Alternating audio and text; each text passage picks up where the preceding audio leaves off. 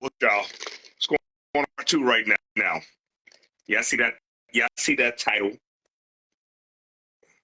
Who want this smoke?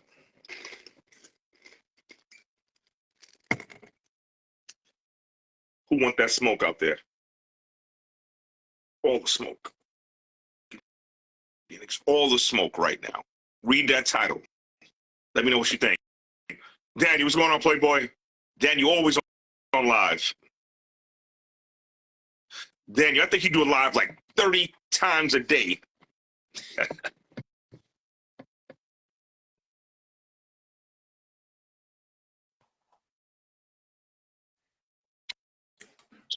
All right.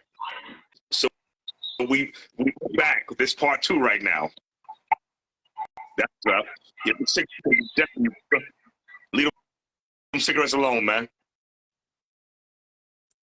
You sucking in carbon monoxide, fucking cyanide. Hey, Lace, what's going on? Now you're gonna make me go off camera to take a pull. Uh-huh. Yeah, that shit. So listen, who's on? Y'all want to wait for somebody else to come, some more people to come on? Ladies, anybody? Lace Phipps is your name? How do you pronounce your name? Lace Phipps? Am I pronouncing it correctly? Lace Phipps. I thought it was Phillips at first. Let me know if you want to come on. If you want to come on, just add yourself on. What's up, Kenya? Kenya Divafied Monroe. Divafied. You divafied? Do you remember in college they had the club called Club Divas? Club Divas, Kenya. Did you get down with Club Divas? The Shauna Baker. All right. Yeah, just tag them in it. They'll see it, and then once they start activating, I can actually click their name. All right, got you. Miss Tropicana, what's going on? You, Miss Liz, you want to come on?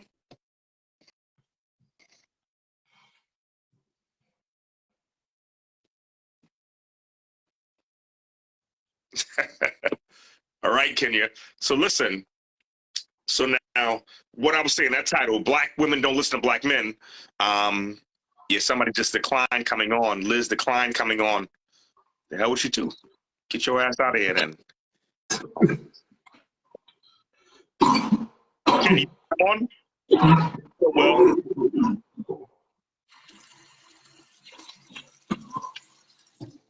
all right, this says Kenya's connection failed. Now Mr. Tropicana wants to join.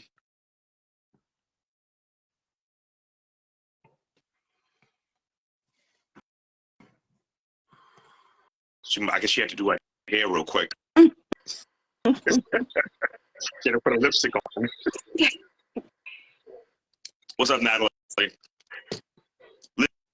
Liz, we can't see you. What we see is the split in your hair. Good. In my hair. I'm like, just got home. Okay. So you was in a tree, so you don't look bad.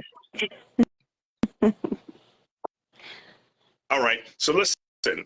So Mr. Moore right here, he says a woman asked, how come all she's getting in her DMs is married and taken men, right?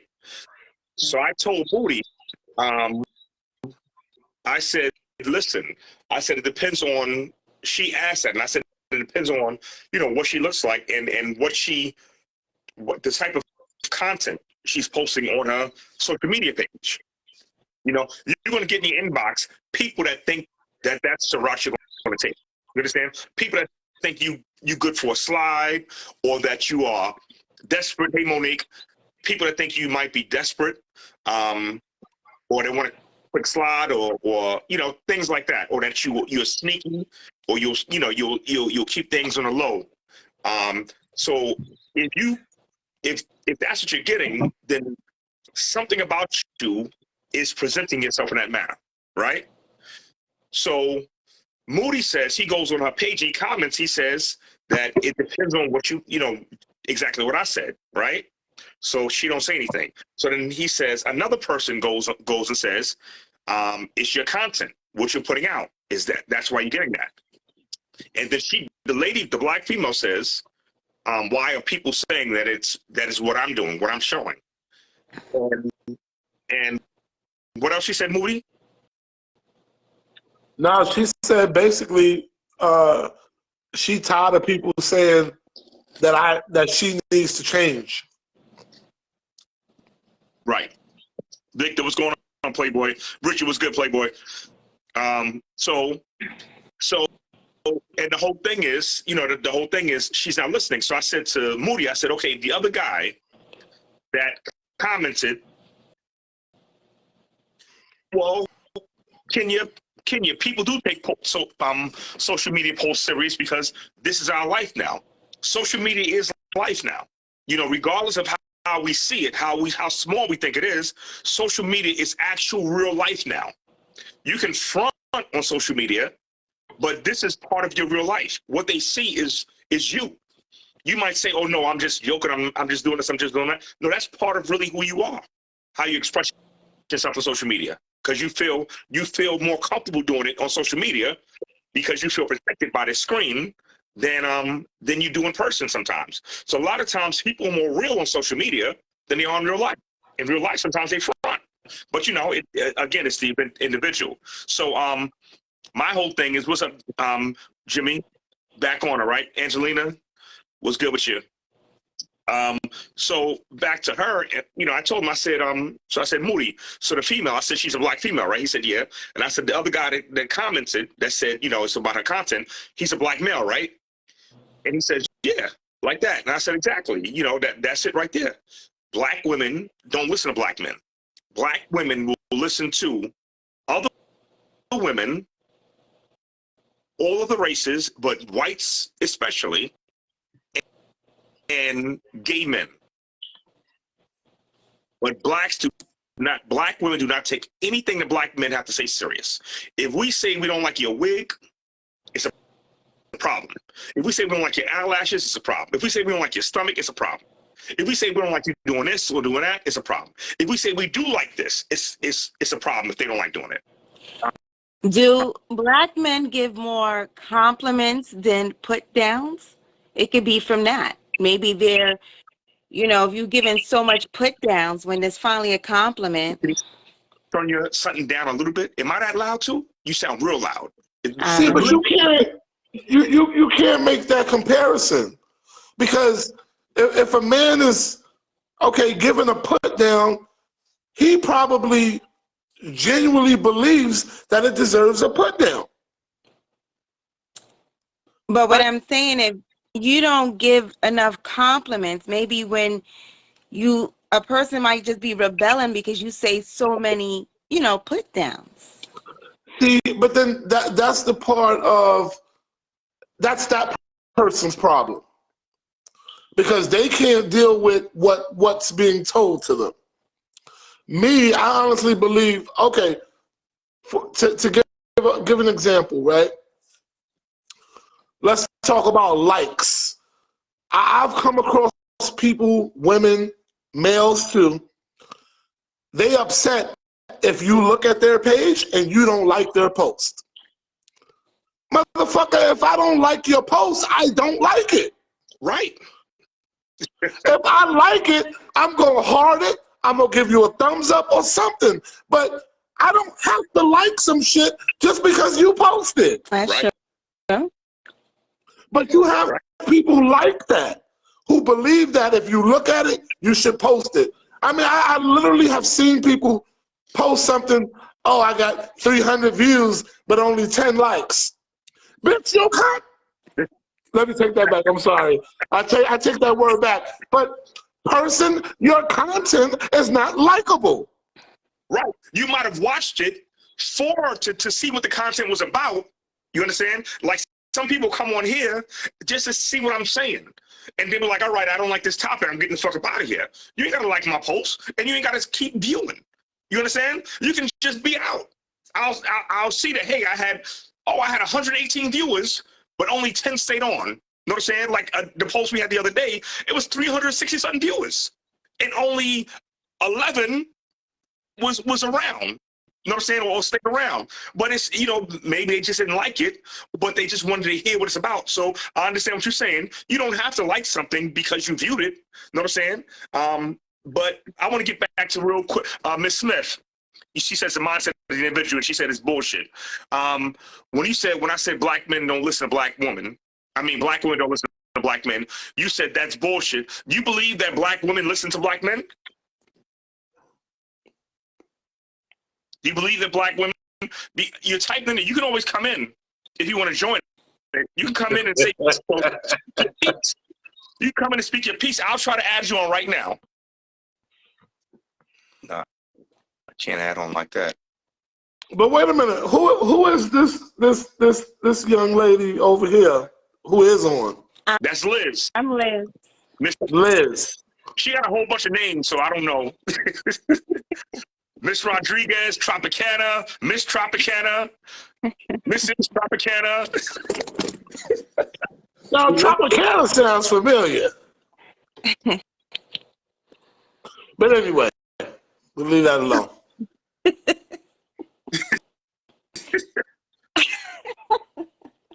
Back to the topic. Back to the topic. Back to the matter. Agreed. I said leave it alone. Back to the matter at hand. I believe, like I said, if you put a lot of put downs, sometimes a woman is just not going to believe you if you don't have any positive insight in a situation, is what I'm saying.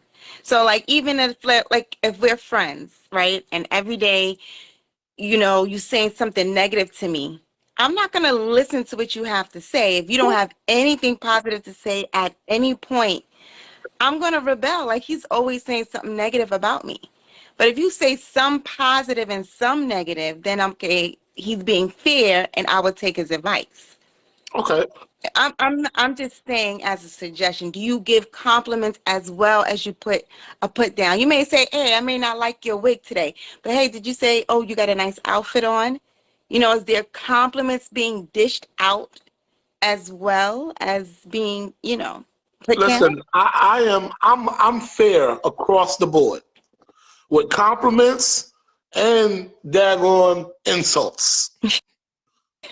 And but let me say this. I said insults because I couldn't think of a better word to say. It's not really an insult, it's more of a reality check. I believe in telling people the truth. Yeah. What you choose to do with it is up to you. I shouldn't have to sugarcoat stuff for people. And that's what our generation, that's what our people expect. And it's you know, again, everything goes back to slavery, the black family, you know, and it all goes back to slavery in our frame of minds. Our black mothers and grandmothers taught us, if you ain't got nothing nice to say, don't say nothing at all. That's bullshit. But people are sensitive. People are sensitive. That's what you have to deal with. You got to deal with your own sensitivity, not me. You understand? If you smell like shit, I'm not allowed to say you smell like shit. I got to still have you around me smell like shit. You say it in a nice way, you know. What's a nice way to say you smell like shit? Miss Rodriguez, tell me right now, a nice way that you can tell Moody right now. I whisper in your ear, because I'm not that brave. I whisper in your ear that Damon Moody smells like shit. Tell him in a nice way he smells like shit. And, you know, did you take a shower today? You know, because, you know, you're a little musty. Cut. Scene. Liz, if I came to you, right, we in a club, and I said, hey, Liz, did you take a shower today? How would you feel? I would feel hurt, but it's better than saying, oh, you smell like you know what. You know what's so funny? I would feel hurt more asking me if I took a shower today, because now you're talking about my character. I would feel better hearing you smell like, yo, something about you smell like shit. Because now it could be I stepped in shit. You understand? But now what you're saying, did you take a shower today? You are questioning my character, my cleanliness, my whole being. Did you take a shower today? The truth hurt. person, everyone can accept it. Now, I'm gonna get right back to that, but I want to get to, because a lot of times people hit me later talking about they was saying a lot of questions and nobody was responding to them. That's why I say come on camera, y'all. It's easy on camera because these things are flying by. All right, Miss Smith said, I'll stop it on Miss Smith. It says can't say black women don't listen to black men. Is the man worth listening to? Are you if you were in any kind of relationship with that man, of course he got to be worth listening to. Of course. See, that is not even a question. How can you not be worth listening to if you are in any kind of relationship with him? A stranger on the street is not going to just give you advice. Unless you in it for the wrong reasons. Yeah, so that whole question is not even a question. It's not even a valid question. So I just want to get back to that. All right. So but in that mindset of what you're saying, Miss Smith, this is the problem. You are looking at black men as being worthless. You are saying it without saying it. Is he worth it? Of course he's worth it. He's your brother. He's either your brother, your husband, your friend, your father, your son, your uncle, your co-worker. But because you are black and he's black, number one, he's your brother. So of course he's worth it. Of course he's worth it. But that mindset of, is the person worth it? Are you worth it? He obviously he sees that you're worth it because he's telling you something that's going to improve yourself in his eyes. Look at things when somebody comments about. I just commented on somebody's page. They posted a quote from somebody and saying, "Don't no man want to come home to no woman with no short afro." Trina said, "Add her." Huh? Trina said, "Add her." And I was Trina. Let me see. I don't even know. Wow, that's not true. I'm cool with a short afro.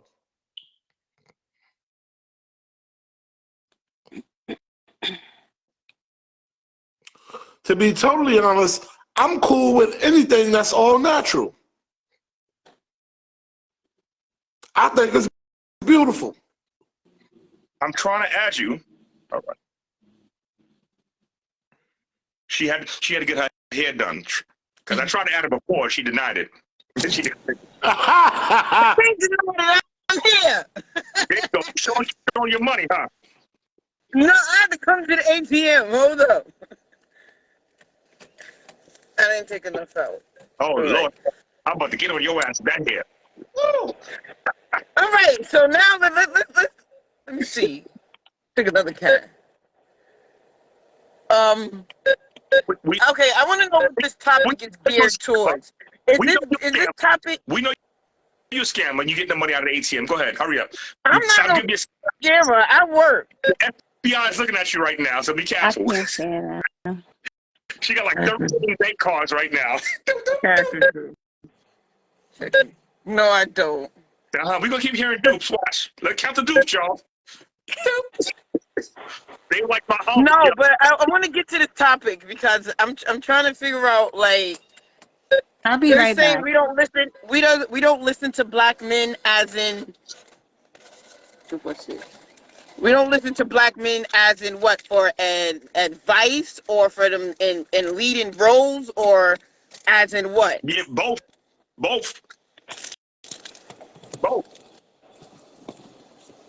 Okay, now when I say, hold up, I'm getting in the car now. Hold up. Lock your doors. Lock your doors. And put your money down. 1, 2, 3, 4, 5. All right, that's 560.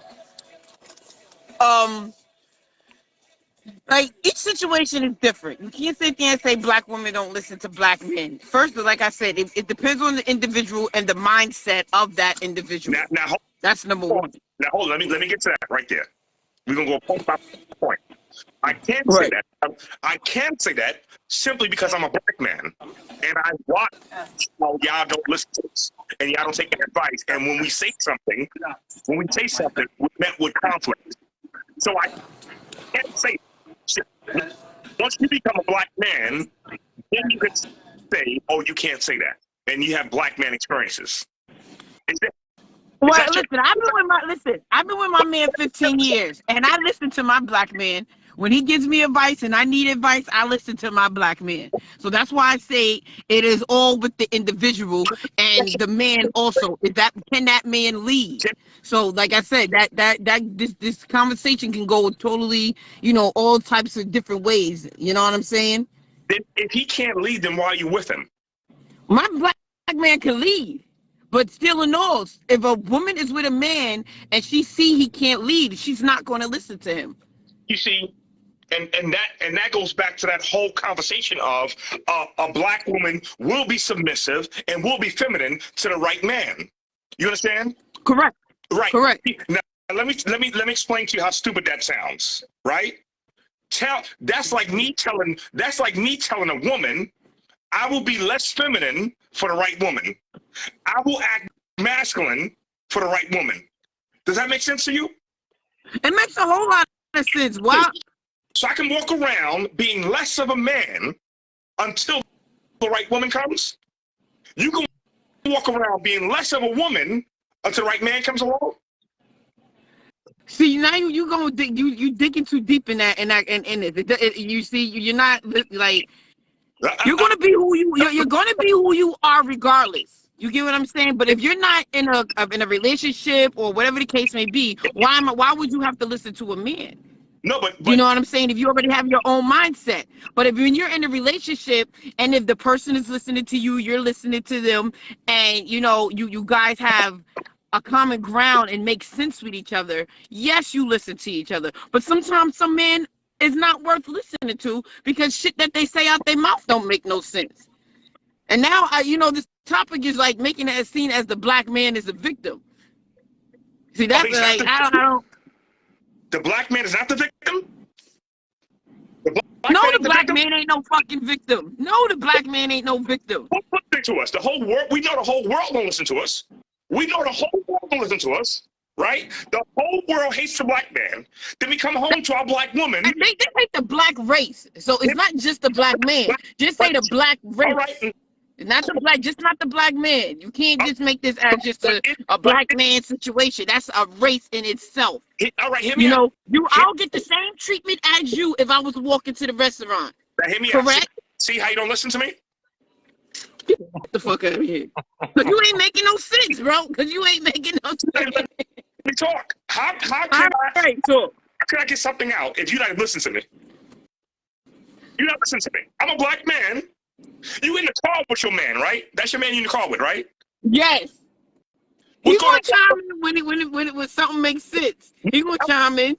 See, the thing is, now who are you to say if it makes sense if you don't even let me put it out? You gotta let me talk first. How can you understand anything if your mind is already saying, because you're leading from an emotional place, if your mind is already saying, I don't want to hear this bullshit. I don't want to hear it. You got to hear it. That goes with when I was telling people about Kanye West, and all the people was talking about, oh, I didn't watch the video, but they saying, oh, the video's dumb, I ain't fucking with him. Like, how can you say anything negative about him if you didn't watch the video? So right now, I'm gonna finish right now. You oh my God, I done forgot it. Go ahead, you talk now. It was right there. I can't say, but you know. Just like you just making it as a topic for the black man, but what about the black woman, the black female? What we're subjected to, how the black man treat the black woman. We can go on about that. Like you're making a black man a victim. Like, come on now. But black woman is sexualized all the time, disrespected all the time. Yeah, isn't that the conversation right now?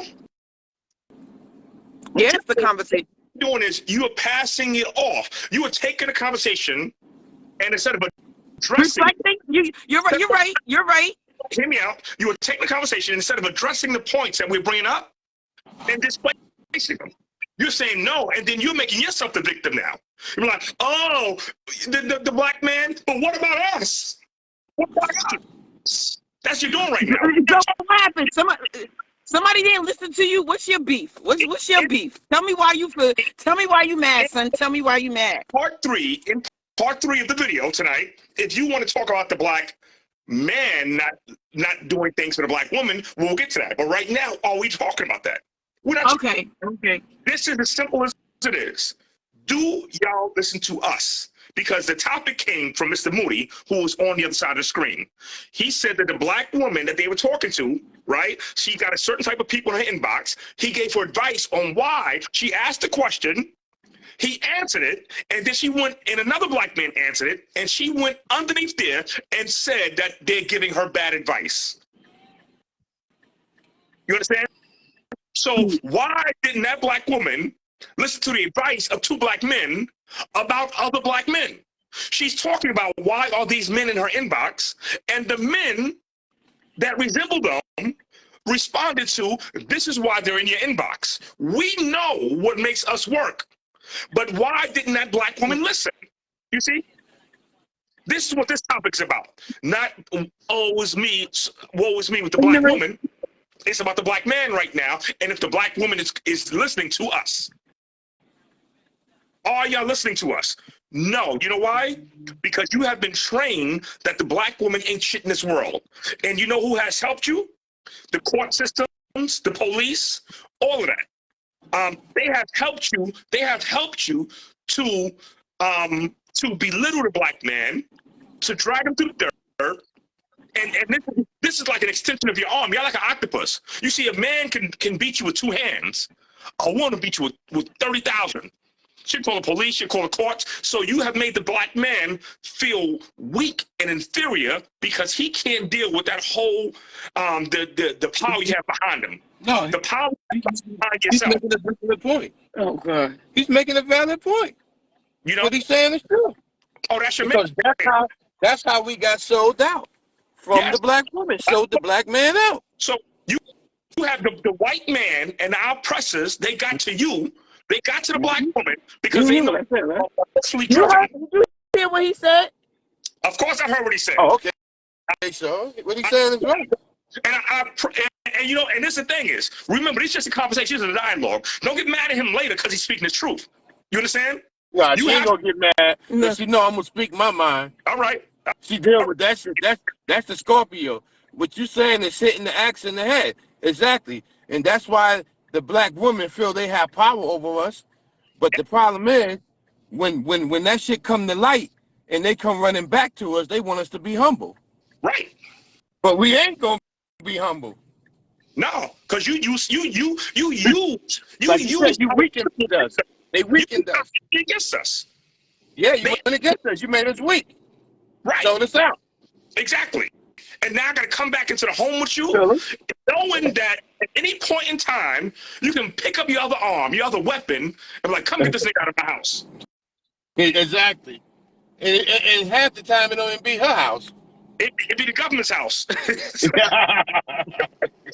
or listen, I know situations where men. He made a valid point. I agree with what's real. You know, it's not about the topic of, he's talking about the black man. Right. So I agree with what he said, 100%. Because that's the way it goes down. But see, the thing is, we don't realize, because see, we're not allowed to say these things. We're not allowed to say anything negative about the black woman, because we say anything negative about the black woman, we're body shaming, we're being a narcissist. Like, you know, There you go. that word narcissist, 95. They take the real truth. But any truth that the white man say, they're going to accept it. They will accept it. But it's- A white man, a gay man, And or you women. damn wrong. And they accept that shit. No, but us, we are the enemy. We are weak. Our oppressors have made us weak, right? And he showed you that we're weak in our own homes. We can't do nothing in our own homes. We can't do nothing in the streets. So we're weak, and y'all go with that. And in your comment that you said earlier, is he worth it? How is your brother not worth it? If a woman, if you got a blood brother, or if you got a son, right? If you got a son, and a woman says, "Oh, is your son worth it?" What are you going to say? You can defend your son. What do you mean? Is my son worth it? Of course he's worth it. But you put online, is the man worth it? See, if he's not worth it, why's he even in your face? Why is he in your company? Is he not worth it? Should nobody be in your company that you got to question if they're worth it? That's why I said that wasn't a valid question. Okay. I get where you was going with this topic. Yep. He said, "Yep." Yeah, what he said was right. He didn't personalize. He was straightforward with what he was talking about. You know, and like I say, I'm with what's real, and what he said was real. And the sad part about it is that the black woman always think when the black man try to tell them the better for us, they just think we jibber jag. Right. But when the white man, convince you to believe what he say, and then when that moment of truth come out, when he with his people and you can't come through that door with him, now you feel some type of way. Yeah. Sure enough. Now you feel some type of way. Sure Because you've been enough. Yo, lied to. hey, what was that movie? Oh my God, the movie was I don't know if it was a Tyler Perry movie, but it was a black movie. It was this girl was in it from Empire, right? What's from Empire? But anyway, the black brother. Tyler Perry movie. Huh? I think it was a Tyler Perry movie. I think I know it was and he was struggling to get his own business, his own construction business, but his black woman was prays together, stays together. Huh? A family that prays together stays together. Was it? And she was having an affair with her boss, her white boss. Yeah, I think that's the one. That shit hit the nail on the head. That fucking movie was so deep, and I don't fuck with a lot of Tyler. Excuse the language. I don't mess with a lot of Tyler Perry movies, right? Because and a lot of them, he shames a lot of black men in the movie. But I'll watch them to get content, or to just experience it, or to see what he's trying to say, or to see what the women are trying to portray in it. But I tell them, like, most black men aren't bad men. We just been put in bad situations. You understand? Most black fathers are number one in the world. Black fathers are number one in the world. There's no father better than a black father. None. But I don't know. Let me see if anybody else had any other questions. Man, I missed a lot. They say yes. Huh? Somebody say yes. I think that's the movie. Mm-hmm. The family that prays together. Mark said crickets. So I don't know what y'all say crickets to. Brainwash, definitely. I'm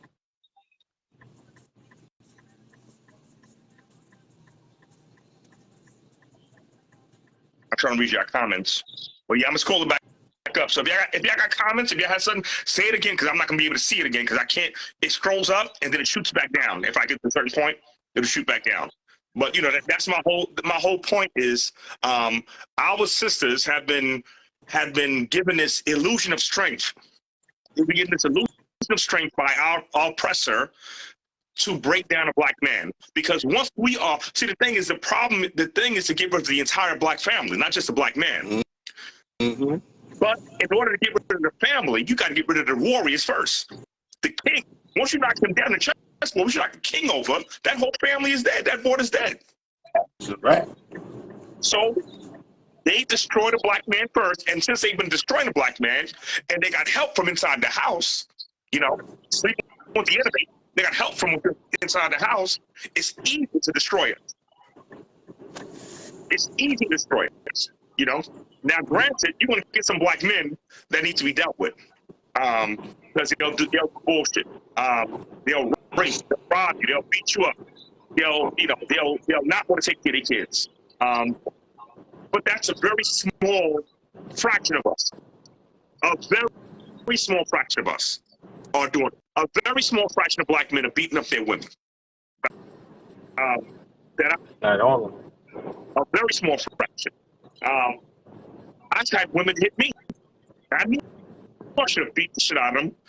But you realize that a lot of times can't hit him back because you guys got the octopus arms. You got you call 911. You go outside screaming help. You can even fucking say rape and we didn't even have sex, and I'll go to jail. I can't say you raped me. I can't. I remember one time I was outside, right? And I said this before. This lady was drunk in my neighborhood, right? And she hit me. And the police was right there, right by the chicken place, 149th Street. And the police there, I was young. I was my, maybe mid to upper 20s. And she hit me, and because I was like, get out of here, She's talking bad. I was like, get out of here. I don't want to hear this. Get out of here. And she hit me, and the police pulled right up as soon as she hit me because they saw some kind of confrontation, right? So I told the cops, right? I snitched. I said, she hit me. She just hit me. I would have locked up. The cops said, these white cops said, why did she hit you? What did you do to her? I said, excuse me? I said, we had an argument. He said, you know what? Maybe you should go upstairs before you end up getting locked up. And she stood there and laughed. What I did was, the next day I beat up her son. I beat up her son the next day. And I was so sweet. He said he actually confronted me. He said, my mom's is not that this? Or no, you had problems with my mom's, is what he said. I said, right. He said, oh, you want to hit my mom's? I said, I should have. And me and got into it, and I ended up beating him up. You know what I'm saying? But the whole point was those police didn't listen to me. They didn't care about that black woman. But their whole point was to lock my black ass up. If they found anything worthy of locking me up for.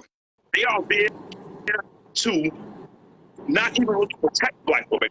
They are there to destroy the black man.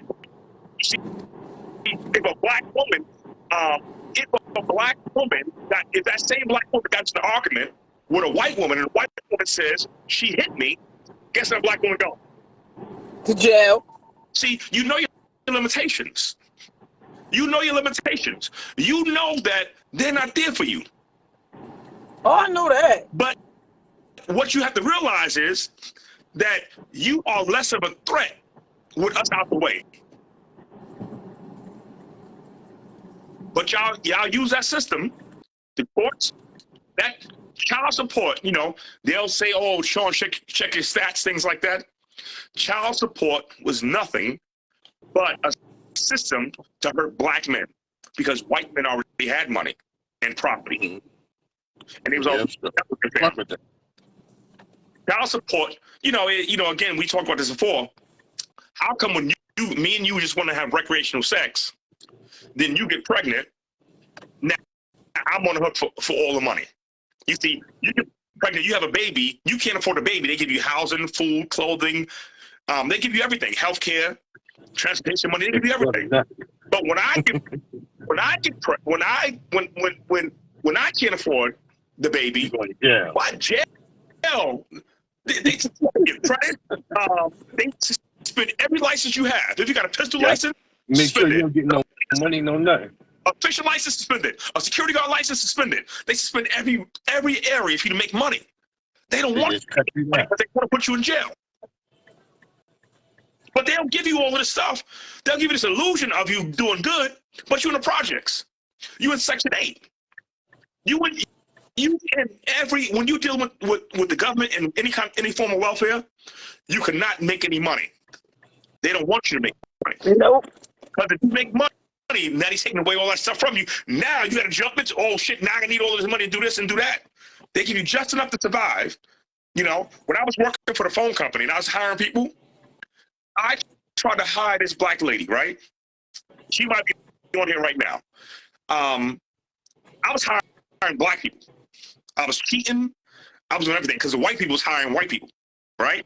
So I'm hiring for field technicians, customer service reps, operators, conduit workers, truck drivers, everything. The white people had the answers to the test. So I started cheating for the black people. If you came in and said good morning to me, I made sure you passed that fucking test. Then when it came for an interview, you came to me. I interviewed you. Then when it came for hiring, I switched my office to 1095 Avenue of Americas. That was on 42nd Street and 6th Avenue. I was a black man with a window office. We had one elevator for executives that only went to the second floor, and the other elevator for the rest of the building. I would get on that elevator, the executive elevator. There was a black man who was the elevator operator. I would try to have small talk with him when white people was on the elevator. That older black man would just say, "Good morning, your floor, sir." He was trained to not even see me as a brother, only see me as an executive. But then when he would come to me with only your high school diploma or your GED, I would make sure you started at like 85,000, 65,000 a year, because this is what they were doing for white people. So I was actually helping out people out. But anyway, so I still lived in a project at this time, right? So I'm getting people jobs in the projects. I tried to get this black lady a job. She said, "Wait, how much they pay?" I said, "The minimum you're gonna get is this. The minimum you're gonna get going through me is 60,000 a year." She said, "Oh no, they're gonna cover up my food stamps. They're gonna go up they're gonna go up my rent." This is what this black woman said to me. I was around 25 or 27 years, maybe around 27 years old. This is what this black woman said to me. She was more afraid of losing her benefits than bettering her life. Yes, I was definitely. But that's the sad part. That's how a lot of people are, you know, just afraid of losing it. That's because the government went with the black people in poverty. That's just their job, to keep us in poverty. That's their job. Yeah. Start making some money. Sad.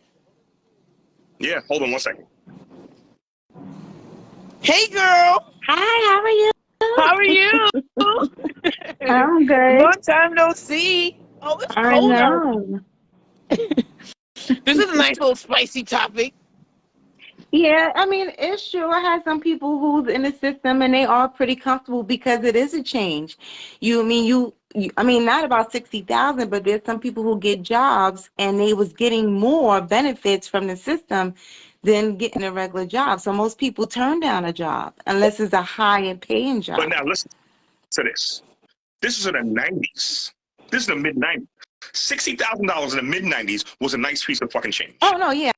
I'm just saying like now, but yeah. Because people was happy with $10 an hour back then. People was happy with, you made $10 an hour back then, you was a fucking man. You had a good job. Don't say you was at fucking $13 and $14 an hour at that time. Or $15 an hour. What? You was rich. But $60,000 a year. Damn, Tree. Was a decent piece of check. It was decent piece of check, you know. Sorry about that noise. Yeah, I definitely was up on that playing field. I did it. I did it a long time. Then I find that Jewish girl, Julie Greenstein. Julie Greenstein was her name. She used to come to my office with a little cleavage on and put a pencil in there. Like, Sean, look what I can do. And holding the pencil up with her little cleavage. You know what I'm saying? But then her office was next to mine. So she started listening in, and she started telling people in the office, like the other white people, he's not really interviewing these people. And he's giving them these jobs and this and that and this. Because you go in my office, I put my leg over, have my clipboard, and sit there just like this. And I'm writing down things you weren't even saying. So she was going behind me, checking my work, seeing how I was hiring people, and reporting me. So once she did that, it was, nigga, everything was up. Like, sexual harassment. She was coming to my office to cleavage, talking about, Sean, look what I can do with my, she had to go. And then I found out that her father played golf with Abby Sandberg, who was the CEO. That one's just in the middle. Who was the CEO, and then they tried to give me a mandatory transfer to Trenton, New Jersey. You might want to end me. How the fuck I'm getting Trenton every morning? Trenton is an hour driving. What's going on, fucking Trenton? Shit. Sheikah was good. Yeah, but we live and we learn. But I did, at least I did my part. You did. At least I did my part. Who's here? That's like me with this interview the other day. I interviewed for Monty at the methadone clinic over there on 161st. Mm-hmm. And the minute I walked in, I see nothing but Spanish security, Dominicans and all that. Then when I go upstairs, nothing but Spanish and Dominicans. Then the director who I was meeting was Dominican. I said, "Oh, I ain't got this job." Well, When I walked in there. now, what's this? Are you mad? Are you more mad at them that they are putting their people on, or are you mad at yourself and your people for not putting y'all for not working together the way they should be doing? I don't even know. Like when I went in there, like you know, she was like, and then she had like one black older lady, wig all twisted and shit, looked like she was on her last string and shit. Yeah. And I'm like, I said I ain't got this. That was my third interview with them. I said I ain't got that. I just said fuck it. Let me go look for somewhere else to go to. I ain't even calling to follow up because I already know they gonna put their own peoples up in there. Right. Because I seen how ironclad they was up in there. Now, but this is the thing. You also put your own people up in there. You are. The only people that don't do it is white people. You don't Right. white people. Now I get that nigga job. He fucking my shit. He ain't fucking my shit. That's white people's mentality. Like if I get you a job and you do bad, I'm gonna get fired too. Or Yeah, that's another thing. But black people really kind of fuck it up for themselves. You know, you trying to get a black person a job, and then they sitting there making you look bad. That's another thing. I don't know. no, but So like, how can somebody make you look bad? Only you can make you look bad. by hiring the person, you should know the character of the individual that you put in the position. No. You know what I say to that? What? Fuck that. If you black and you need a job, I'm going to hire you, even if you got to sit right next to me. Maybe you will conform to the environment, but our people, like you're thinking right now, aren't even giving our other people a chance. Sometimes, look at now. See, this is how you know it works. My psychology, and it works, right? Look at rappers that used to be drug dealers and criminals and crooks. Look at all who used to rap about selling drugs and robbing people. You took them out of that situation and put them in a better situation, and they conformed. You can't do better if you don't know better. If everybody around you Right. just robbing ladies, you might start robbing old ladies. You know what I'm saying? But right now, if I take you out of that environment, if I take you standing on the street corner and give you a job next to me, and you see how everybody around is working, maybe you start moving that way. But you, as a black person, is not giving them that opportunity. But then y'all get mad at Spanish people for doing it. You got four Spanish people for doing it. They supposed to put their people on. You're not mad at them when you go in that office. You're mad at yourself. You mad at yourself. When I go into Washington Heights and I see all the fucking businesses are Dominican, I'm like, what? You can't have this. I'm not mad at it. Don't mad at us. When I took my little Right. brother down 138th Street, from Penn Ends to Alexander Avenue, and started counting all the Mexican-owned businesses, count the black-owned businesses. 3rd Avenue, 149th Street, straight up to 156th Street. How many black-owned businesses? There was one black-owned business, the older man, and he sold T-shirts and stuff. He died, but it was one. Every race got a business in our hood, but us. Go on Fordham Road. Go to Bay Plaza. Go everywhere where our people spend our money, and we don't have nothing. We don't. That's right. Each other. We don't put each other on. We are in constant battle with each other, and then we get mad when somebody else is doing it. Can't get mad when they doing it. They're doing it.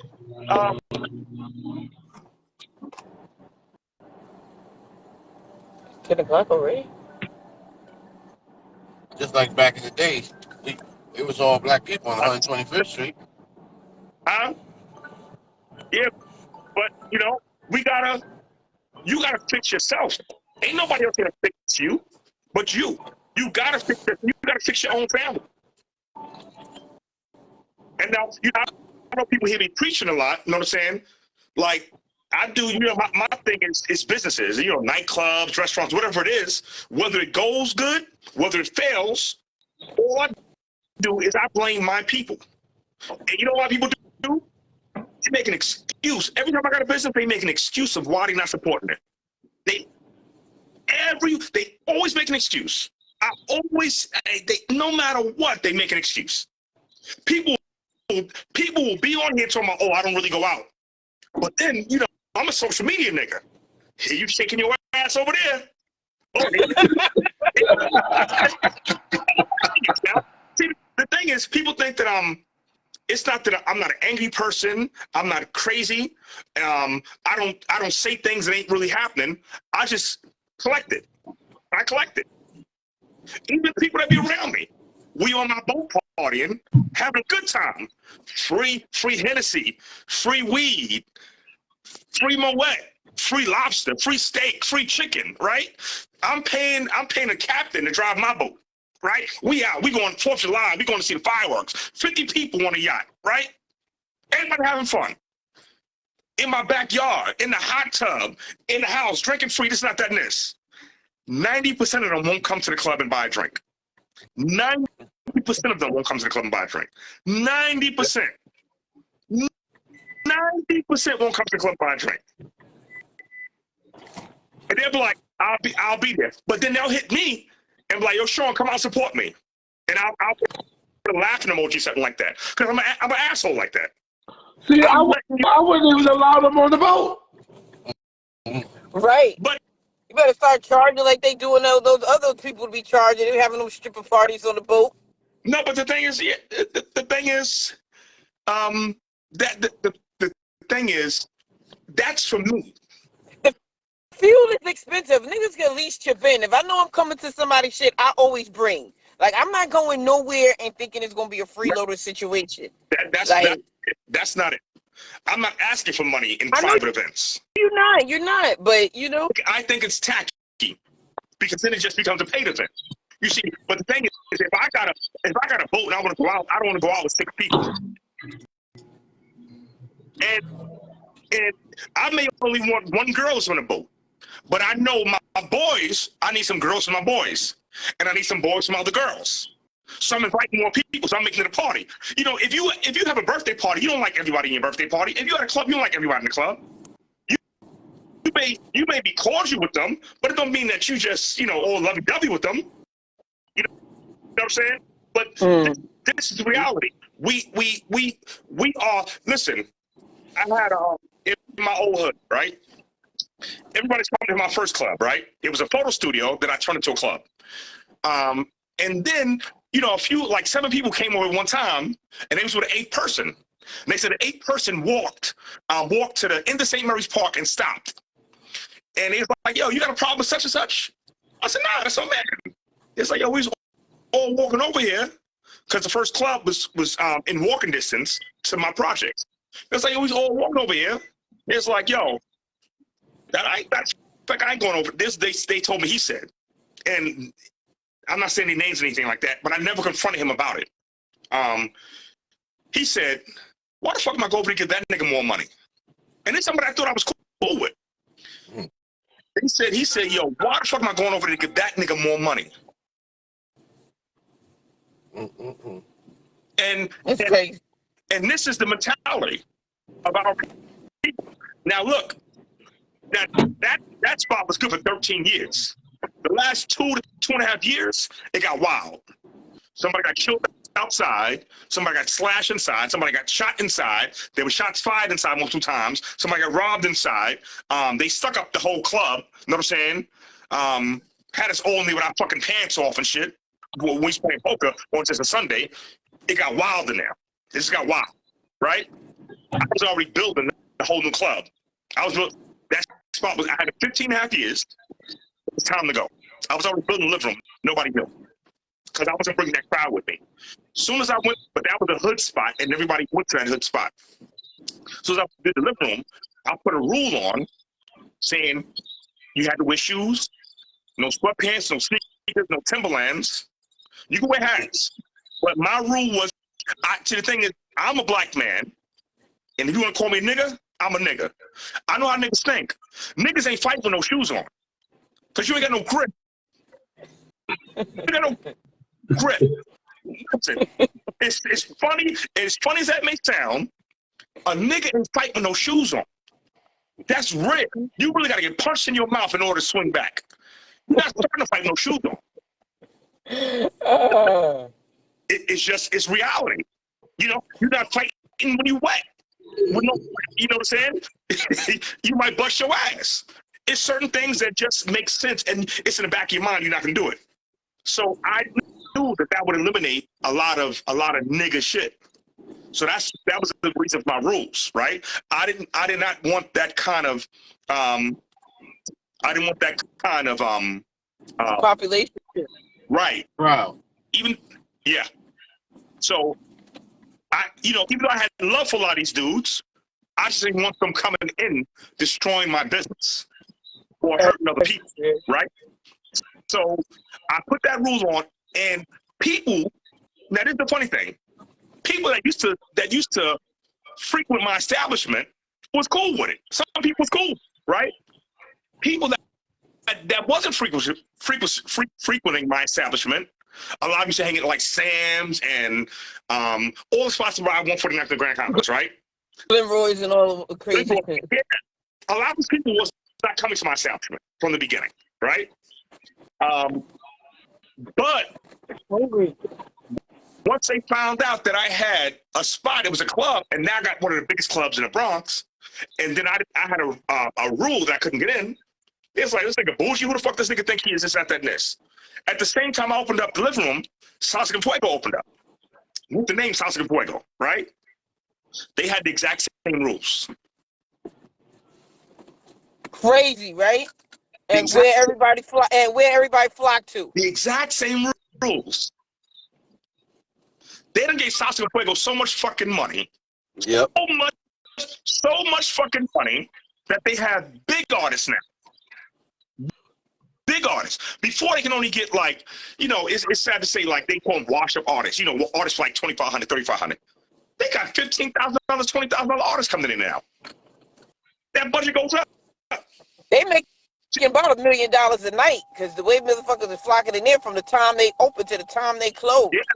Like, and the drinks, forget about it. Because we respect when a white man or any other race says something except for a black man. We even respect when a Jamaican man tells us something, but not a black American man. Ain't that something? That's sad. A black American man can't say nothing because then you're labeled as this, not, and that, and this. But it's this how we see ourselves not being shit. We feel that we ain't shit. So if I'm black American, I'm not shit. And you black American, you ain't shit either. I'll give you a perfect example of that real quick, then I'll let y'all talk. When we used to be younger and buy the projects, and the cops would come, right? And a white cop, let's say something's happening in the street, and we all on the street, and a white cop would be like, yo, get on the sidewalk. We're getting the sidewalk. If a black cop said, a black American cop said, yo, get in the sidewalk, you'd be like, come on, man, why gotta get in the sidewalk? Well, this nigga, he making us get in the sidewalk, it's not that. We didn't respect him. He got the same badge, the same uniform as that white cop. What made us question that black officer and not question the white officer? That's crazy. We gotta look at ourselves. Fuck everybody else. Everybody think the problem. We gotta look at ourselves. Okay, who else got something to say? My bad. No comments on it, Moody? No comments on it? You got no comments on it, young lady? No, I'm about to. Oh shit! My phone shut down. Say anything wrong? Nah, you ain't saying nothing wrong. You saying everything right. According to your man now. Thanks. Nah, you saying everything right. You saying everything right. Yeah, but this is our problem is within. Our problem is ourselves. Our problem is within. If we can learn to love ourselves, then we can learn to love the people that look like us. And then now look, I'll go even further. Our black women don't love themselves even more. The whole problem with our black race is this: we are afraid to invest in each other, but they invest in everybody else except for Yeah. us. And that's the problem with us. Yeah. It's too much hate going on, stereotyping, instead of us coming together and acknowledging. Because we are the number one power. Who's the first, who's the first president? A black man. Yeah. Well, Black man was first with everything that's out here. the first 3 presidents was black. That's what I'm trying to say. So we so much of an endangered species that they had the black baby on the billboard talking about endangered species. And people ain't get it then. And that's back in the day when you used to drive down south. You see the big, beautiful black baby on the billboard, and people laughing and joking. It said endangered species. Well, I mean, this is our reality. That's reality, and people still don't get it. And they don't get it. And we cannot fight nobody else if we ain't even together. Yeah, we ain't even together. We divided. But we gotta love ourselves. Now look, and hear me out. And this is what I be saying about black women, and they get mad at me all the time, right? What up? And they get mad at me all the time. And I be like, you don't love yourself because you putting on a wig and a hairstyle of another race. You want to look like a whole other race. Why do you look like them? And then y'all talk shit when you see them put cornrows in. Oh, look at this bitch like us. Why are y'all trying to look like a whole other group of people? Yeah. See, the problem with that is, you know what it is?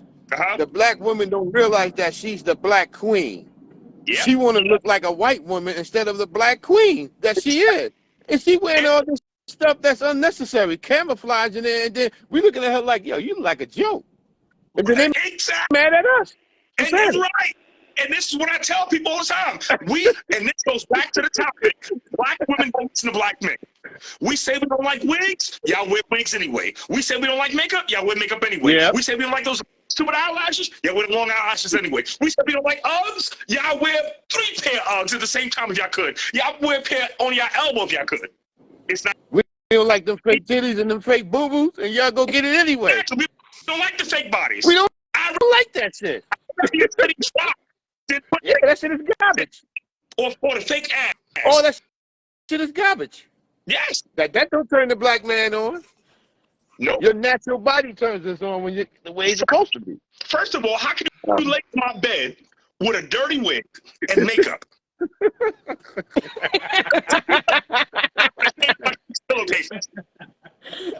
Yo. Yo, you said the dirty wig and the makeup. Because y'all don't play those wigs. That's why I took my wig off. I'm wearing my hair. There we go. I have no makeup. There we go. Take the wig off. It was hard. I got my real ass. I got my real body. Now, the next thing you gotta do is realize that you don't need to put no chemicals in your hair. Now you're gone too far. No, but the thing is, now here's the thing. You are still trying to look like them. Now, if your hair is naturally straight, then that's natural who you are. It's not naturally straight. It's not. And look, A whole lot of heat. and that's why black people can't swim now. You know why I can't swim? I get in the water, so let's get that straight. I get in the fucking water. But in the 60s and 70s, y'all motherfuckers couldn't get in the water. I'll get in the water regardless. I don't care. I like the water. To this day, listen, go to a black pool party right now. I said, oh yeah, they standing around. They standing around. Yo, I was in Miami, my little brother's party last year, I think it was. You got my hair out. You got my hair. They rented out a house, right? The house had a pool. I think it had 2 pools. One was a certain amount of feet, the other was another certain amount of feet. I said, yo, why is this a pool party if nobody's in a pool? It don't make sense Crazy. for black people to have a pool party. They only do is put their feet in there. Just have a puddle party. Just have a puddle party. Get a hose, put some water on the goddamn floor, and everybody walk around. Yo, he said a puddle party. Because you just put your feet in there. Nobody gets in the water. Because the women don't get in the water because they hair. The men don't get in the water because they got raised by their mothers, and their mothers didn't teach them how to swim because they didn't know how to swim because they couldn't get their hair wet. We got to be our natural selves. We gotta love ourselves. He said a puddle party. Yeah, have a photo party. How many people mad at me right now? If you're mad at me, just say hi. If you got braids, you can get in. Of course, you can get in if you got braids. That is your natural. That is your natural hair texture. We your natural hair texture. All right, I see you got your profile. Yeah, black women look good in almost any style, any hairstyle. But you gotta be natural. We gotta see you. Like, you want me to love you, but I can't even see you. You look like somebody totally different. Oh, that was a good one. Huh? I said that was a good one. He said, I want to love you, but I can't see you. Yeah. You covering your hair, you covering your face with makeup, you got these big eyelashes on, you got those lipstick on your face. That stuff wasn't for us. That was white women. Makeup was for white women trying to have color in their skin. And like I actually said it yesterday, back before they had makeup, because see, Africans didn't have makeup. Africans wore makeup for tribal reasons. They for dancing, for marriage, for dance, for marriage. Hey, what's going on, young lady? For going to war. They have stripes in their face like this for combat because they all look black.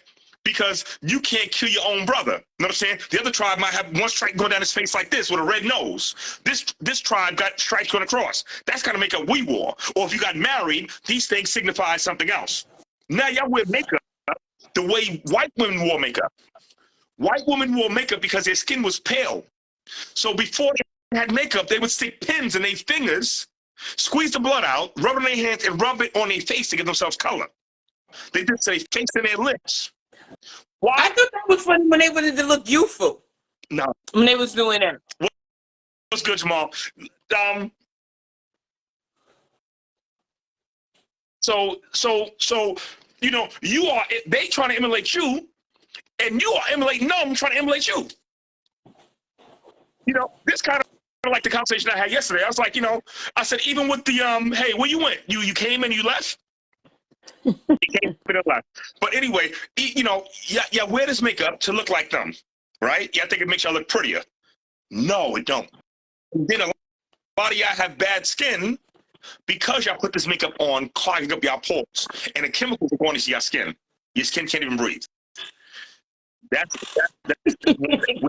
Yo, Sean, you just be going in. What's good, man? I know it's you, mascot, but I'm calling you by your name that I see on the screen. Oh, you couldn't hear me? I'm sorry, Denise. Try again. Because I'm a masculine voice, so we can get more feminine voices on there. Because I know I can be a bit much sometimes. I can be a bit loud too, and a bit overtaking. But even again, what I was talking about like 2 nights ago as well, like with bras. Like, why do black women wear bras? Why do y'all wear bras? Now you're reaching. What the hell you mean you're supposed to why we wear bras? Do you even know why and when bras was invented? So you tell me why we shouldn't wear bras? All right. Well, 2 reasons why you shouldn't wear bras. 1, because it makes your breast sag. It makes your breast sag. Learn your body and you'll learn things. Behind your breast tissue, there's muscle. You have a chest. See, the difference between a man and a man has a chest. They'll try to say a man has breasts too, but men don't have breasts. Men get breast cancer. No, we'll get chest cancer, right? Because when you're talking about a breast, you're talking about something that can actually give milk during the course of reproduction. So no, we don't have those breast tissues unless there's some kind of malfunction. You understand? Some kind of deformity. But we all have muscle. We all have a chest muscle, right? But what you guys got added is breast tissue over top of that, right? What holds up the breast tissue is the chest muscle. All right? So as you walk, now this nigga talking about they got the extra rib from y'all. Yeah, y'all got that extra rib from us, the women. Well, I'm not gonna get in that right now because that means he believes in Jesus. Y'all got the extra rib. So you have that breast tissue that's being supported by the chest muscle, right? That I used to be able to make them jump. Can't make them jump no more. I gotta start working out. But anyway, but as you're growing and walking, as your breasts are getting bigger, right? And as you're walking, your breasts, the weight of it is making the chest exercise. So it's building up the muscle behind it. If you don't allow that breast to freely move, the chest doesn't get any exercise and it becomes weak. Now you've worn this bra all of these years without getting any exercise. So now the muscle behind it that is attached to the breast tissue is not strong enough to hold the breast. So you take your bra off, your titties drop. Yeah, that's it. So the chest to the breast drop. And then, you know, the constriction gives you breast cancer. Squashing. Somebody said, do that chest thing again. You stupid. Somebody, Kate Marie.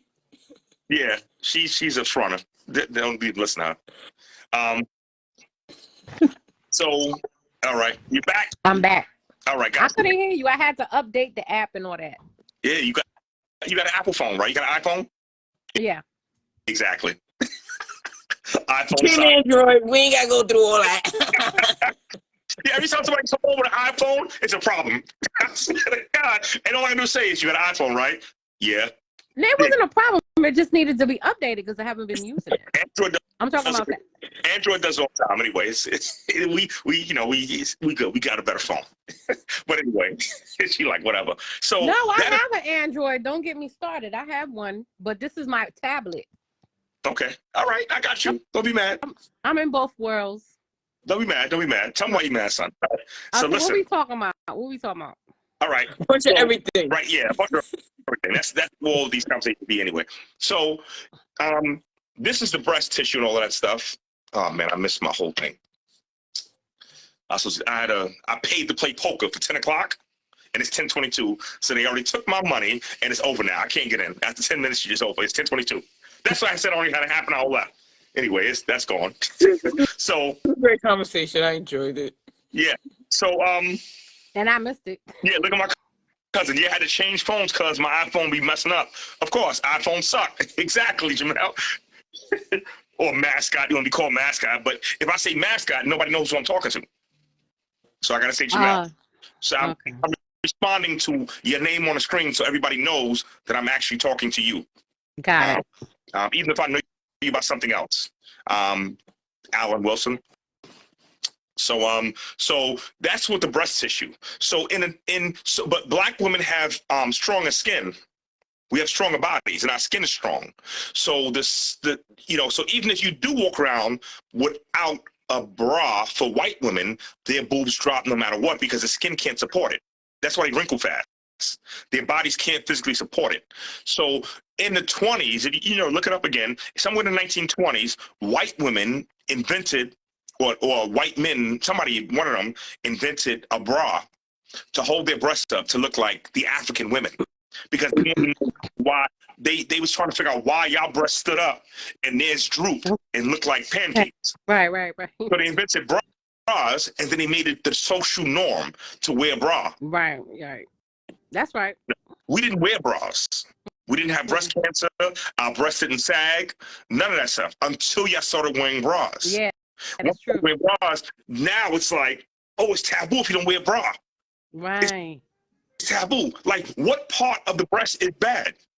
You understand? You don't want your nipples and stuff all showing through your... Now, hear me out right now. What man don't want to see a nipple through a shirt? It's inappropriate for the workplace. Why? Because you're working for white folks that don't want you to be realized. Right. Which outshines them. Well, I got a different take on that. Because in general, men are aroused by women, and it's natural. Right. You know what I'm saying? So what we're trying to not do is be arousing to men because it's distracting. And some men have a harder time like controlling their, desires. Like you hear about men that have like sex addictions and they watch porn all the time and that kind of thing. So like you go walking around with your nipples, you can't be mad if he's like looking at you. You know what I'm saying? So it could cause a problem. Like if you married, you got a man at home. You don't want him to be looking at you like that. You know. So we try to avoid, unnecessary attention from men because some men can't control themselves. Like right now. Can I address that real quick? Yeah. Can I address that real quick? So you don't go to the beach or the pools, huh?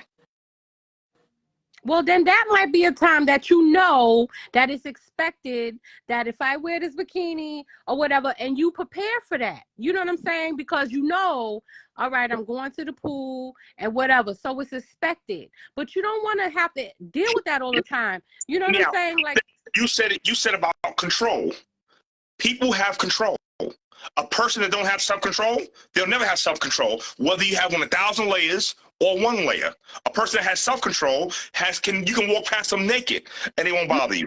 No, but wait a minute. You're saying the reason, but I feel like I'm just feeling like you blaming it on the wrong thing because now we have, remember sexual harassment was what am I blaming it on? Let's make sure we're on the same subject. You were saying about the bras, that part.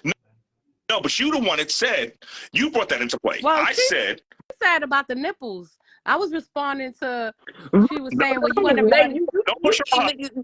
Don't push it on her. Because she said, no, it started with the nipples. She said, you don't want men looking at you. And you said, well, what's wrong with nipples? What's wrong with, women's breasts? And we're like, it's not. I can't walk in the workplace like this. You said you had a whole different take on it, right? Only because she was saying about, you was responding to her about the nipples, and you was like, and she was saying, it's inappropriate, and you said, well, what makes it inappropriate? And I'm saying it's men that make it inappropriate. We just, what do we do? We're covering we cover ourselves up so that we don't get. Not to cut you off. Okay, so now we walking around the office like this with our titties all day showing. Now we gotta look at dudes with hard dicks all day. So that's what's gonna happen. That's what's gonna happen in the workplace. That's what's gonna happen all day. You walking around seeing a little bunch of bitches with their nipples and everything. Hear me out. So if you got a fat ass, you got a pair of tight jeans on. So my dick can get hard for the tight jeans, but it's gonna get hard for just the nipples. We get hard at the woman itself, because if a man ain't wearing a bra and his nipples get hard because it's cold in the office, my dick can get hard. So then you answer the question: why are they making us cover ourselves up then, and why is it that we have sexual harassment laws and all this stuff going on? I did because they tricked y'all. I want to wear a bra. I'm gonna tell you now. Any chance I get not to wear it, I don't wear it. They tricked y'all. They tricked the black woman into wearing bras, and that's these white feminist groups, female groups that pulled y'all in. Yeah. They pulled you in and said, "We need to do this because men are bad. Men are bad. Right. They will your nipples, and they will take you in a corner with a mallet and beat you in the head, and they will bite your nipples off. Do not show your nipples to men. Do it. They cannot. No. But wait. We have to also add in the men's responsibility to this problem, because sometimes we don't want a man rubbing up against us when he passed by, or you see, the thing is, you're a guy and you haven't been through what women go through with men that don't have self-control. Okay, let's not nix out the guys that don't have self-control, because there are many men that have self-control. A bra is self-control. No, I'm not saying that a bra stops self-control. What I'm saying is that's what we're on the bra. No, I know, but it minimalizes it. You know what I'm saying? Because men do have preferences. So if we could cut down the odds. Well, it might be a guy that likes nipples. Okay, well, now you do have women that don't mind being looked at. So you can't mix them. I want to say how stupid this whole thing is, right? It is stupid. What makes up the titty? Just flesh and, what goes on the inside. What makes up titties? The whole titty, the cleavage, the whole outside of the titty, the whole boob area, the nipple, the areola. What makes up the titty? Right, I get what you're saying, but why do we have sexual harassment laws then? That's you missed that part of the conversation. We had that Okay. about women using the law to hurt other men. Oh, that's the top. That's why I asked you what was the topic. Okay. And now I could say. All right. That's why I asked you what was the Yeah, Shabby. There are men that overdo it, Right. that don't go to Right. degrees, but it's not the majority. Okay, so then you have heard the term where there's some people that just mess it up for everybody. Okay, well then that's what happens. The guys that are the bad apples are the ones that mess it up for everybody. That's not no. You can't do that. Why You not? because all right. Every time I wear sweatpants, I get a black woman that stare at my dick Okay, and say nasty shit. okay. So should I call the cops on y'all and say you sexually harassing me? It depends on how you feel about it. Should I do it? You see, I don't like when Maria does it, but I like when you do it. Right. So when you gonna call on the cops on Maria and not Because that's what y'all do. You see, a woman will wear something super sexy, right? In the street for attention, but she wants attention from certain individuals. Right. She wants attention from Joe Blow. Right. She wants attention from the nigga with the big chain and nice car. Right. So right. now Joe Blow says, "Damn, baby, that's a nice ass." Uh-oh. They got an iPhone again. But well, if you're still watching, if Joe Blow says, "Hey, baby, you got a nice ass," what the fuck? What you mean I got a nice ass? This nasty ass nigga talking about I got a nice ass. But if that other nigga or the other dude that she's attracted to says, "Hey, baby, that's a nice ass." Oh, thank you. I be doing my squats. You know, it's, you know, y'all are using it to y'all advantage. It's not that people are bad giving you a compliment. It's not that people are bad giving you a compliment. It's that you want the confidence of certain people, and everybody's not gonna be a fancy. Who else is coming on? Explain push-up bras. Push-up bras is made for cleavage, but men don't even like cleavage. Men like the whole titty. A man would rather see the titties loose, shaking around. And see, and what I was getting to earlier was what constitutes the titty? What constitutes the whole titty? I mean, what constitutes the titty? Because nowadays, all you gotta do is cover the nipple.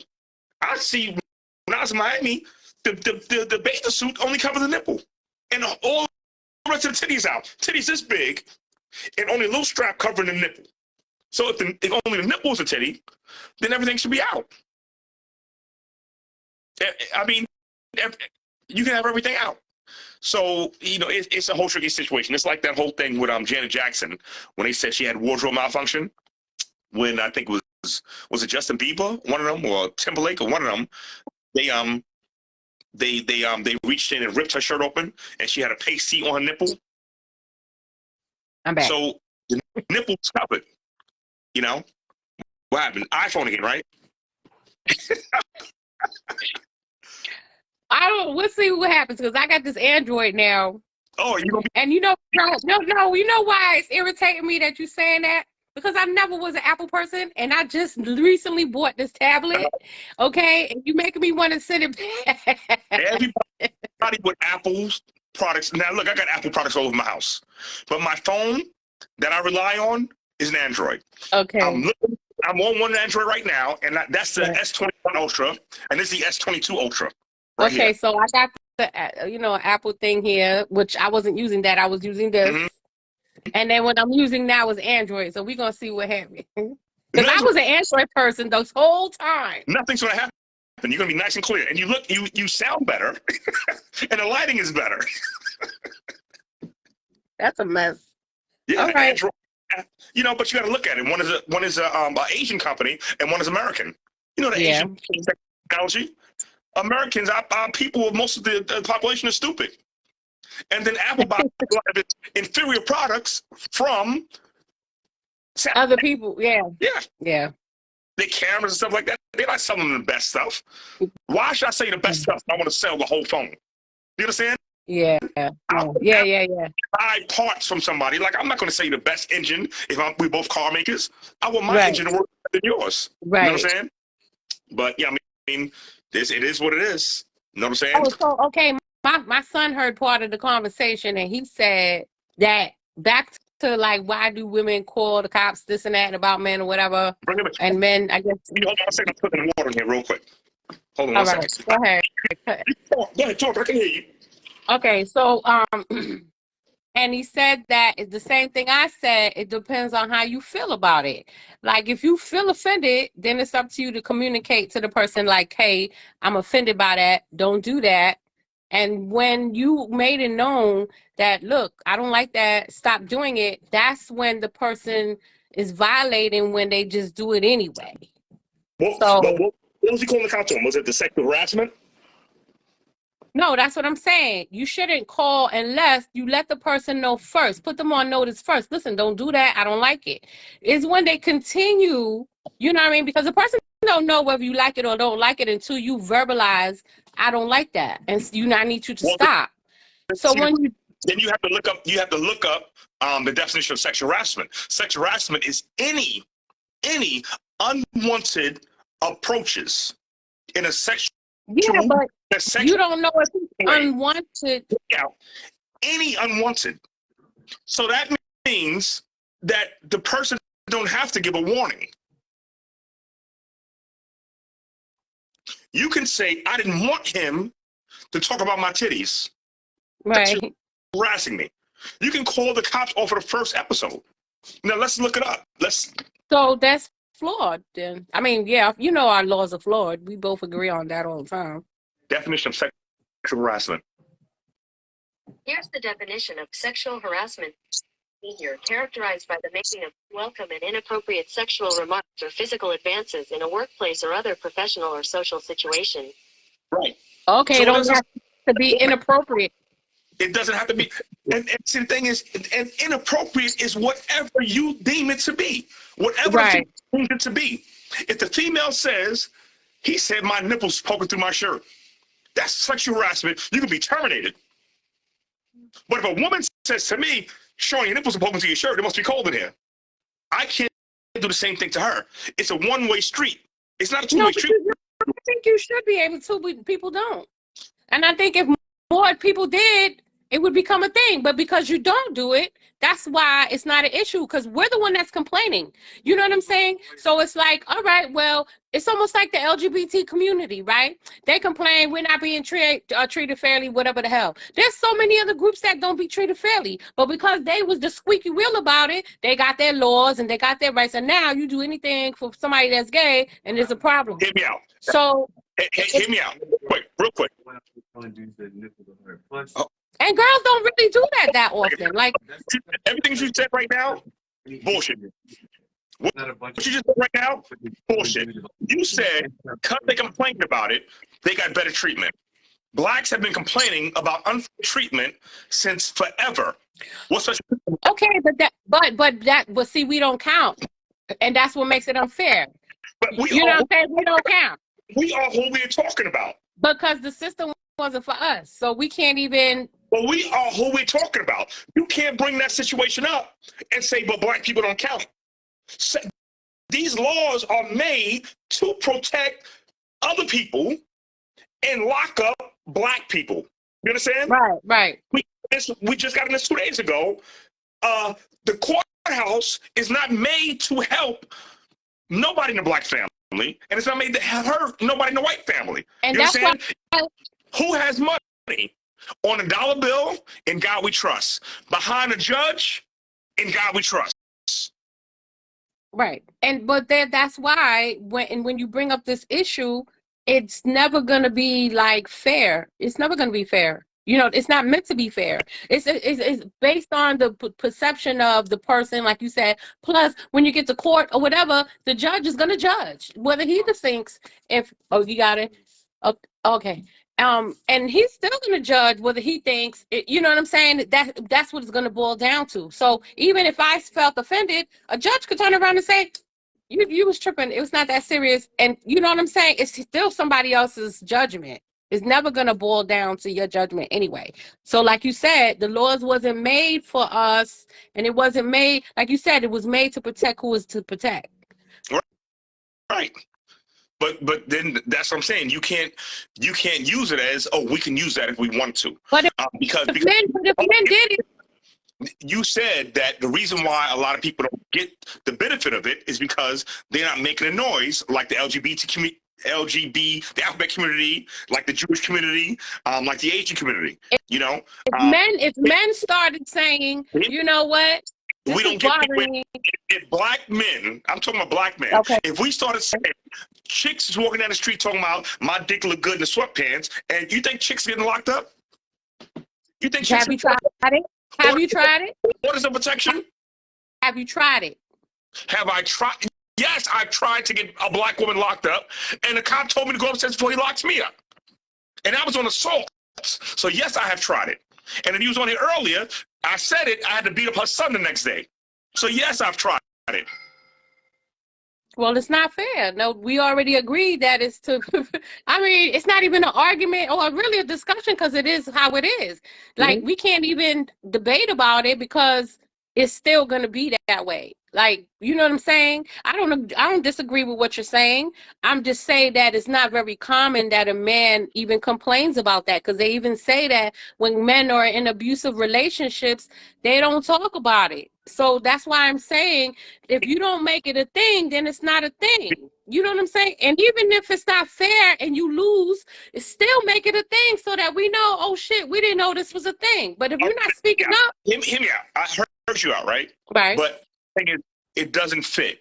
Everything that you're saying doesn't fit. The reason why it doesn't fit is because if we complain about what women do to us, we are looked at as a bitch. So what? Hear me out. We're looked at as feminine. We are not supposed to complain about what women do to us because we are supposed to be the man. So right now you are telling us to be to be looked at as being a bad person regardless. Because when I say something, a woman just said, oh, come on, you act like a bitch. Even when I argue with people on Facebook, they're like, oh, you act like a bitch. Oh, Shorty being sensitive. You know what I'm saying? But that's what it takes. You can't take the reality out of it. But You're that's talking what it takes. No, but you're talking about a fantasy world. But this is a fantasy world. No, but it don't matter. That's what it takes. In order to break through those barriers and those type of thinking, you have to be that person to say, I don't care if I look like a bitch, just like I don't care if my nipples show. You just got to be that person to say, you know what? I don't care if they make fun of me or whatever. What difference does it make when people think this is how I feel and I'm going to complain about it? And if more people looked at it that way, it would be looked at different. But because everybody follows the status quo, it's never going to be different. So that's why men don't have a voice, because they're worried about, oh, well, I'm going to look like a girl. You know, so what? Speak your mind. Why are you worrying about what they think? Because we do worry about what people think. And you understand? shouldn't. No, but you... Just like I shouldn't worry about if you're looking at my nipples. But there you go. Thank you. Right, we agree. But I'm saying, that's what I'm saying. We agree. Like, I'm on your side. It don't sound like it. No, but the thing is, I'm telling you the solution, and you're like, but I don't want to do that. You know what I'm saying? Right. And here my cousin Alan Wilson just said, but it don't work that way with black men. But it would if you made a stance. It does not. It would, though. It would. Just listen. Hey, I just told you a black woman hit me in front of the chicken joint, 149th Street, right? And then the cops pulled up, because they probably thought I hit her. And when I told the two white cops that the black woman hit me, they said to me, well, what'd you do for her to hit you? So this is what should have happened. So what should have happened? I got locked up. But what should have happened was you should have followed up and filed a complaint.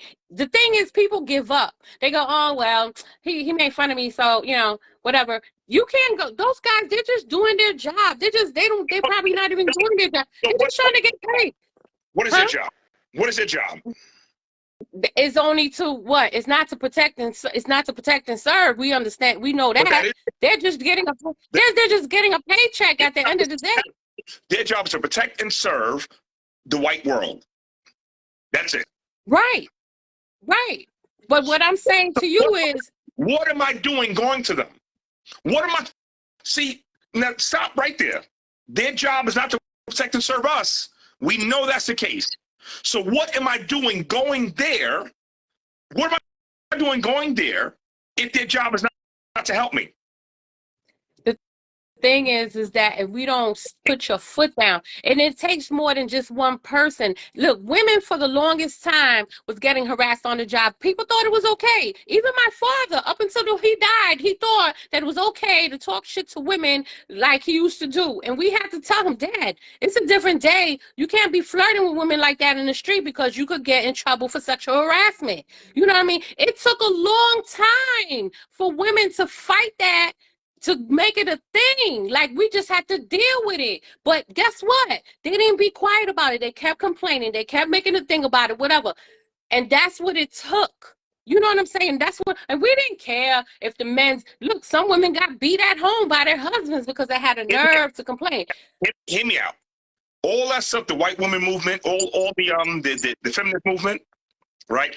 All of that stuff is put in place just to hurt the black men, because it doesn't hurt white men. It doesn't hurt Asians. Right. The whole Me Too movement, who was that for, really? No, I get that part. But you can't negate, but you can't, listen, I get that. But you can't negate the fact that black women go through the same shit white women go through. You can't separate it. You can't say that, oh, well, it's because of the, no, we might be on the coattails of whatever they got going on. And just like black people are the ones to fight black power, but then the Mexicans, the Spanish people, everybody else, they get to benefit from the fight that we do. It's the same thing. The white women fought because men wasn't treating them right, whatever, at home. Well, black women. I'm glad you geared this conversation down this side of the road right here. Now I'm going to tell you what the problem is right now with what y'all are doing. With what y'all are doing, you see, you don't see Mexican men or Mexican women saying these Mexicans are doing bad. Right. You don't see white women saying these whites. You don't see Asian men. You don't see Asian women saying these Asian men are doing bad. Lock them up. Who is he doing it? You see black women doing it to black men.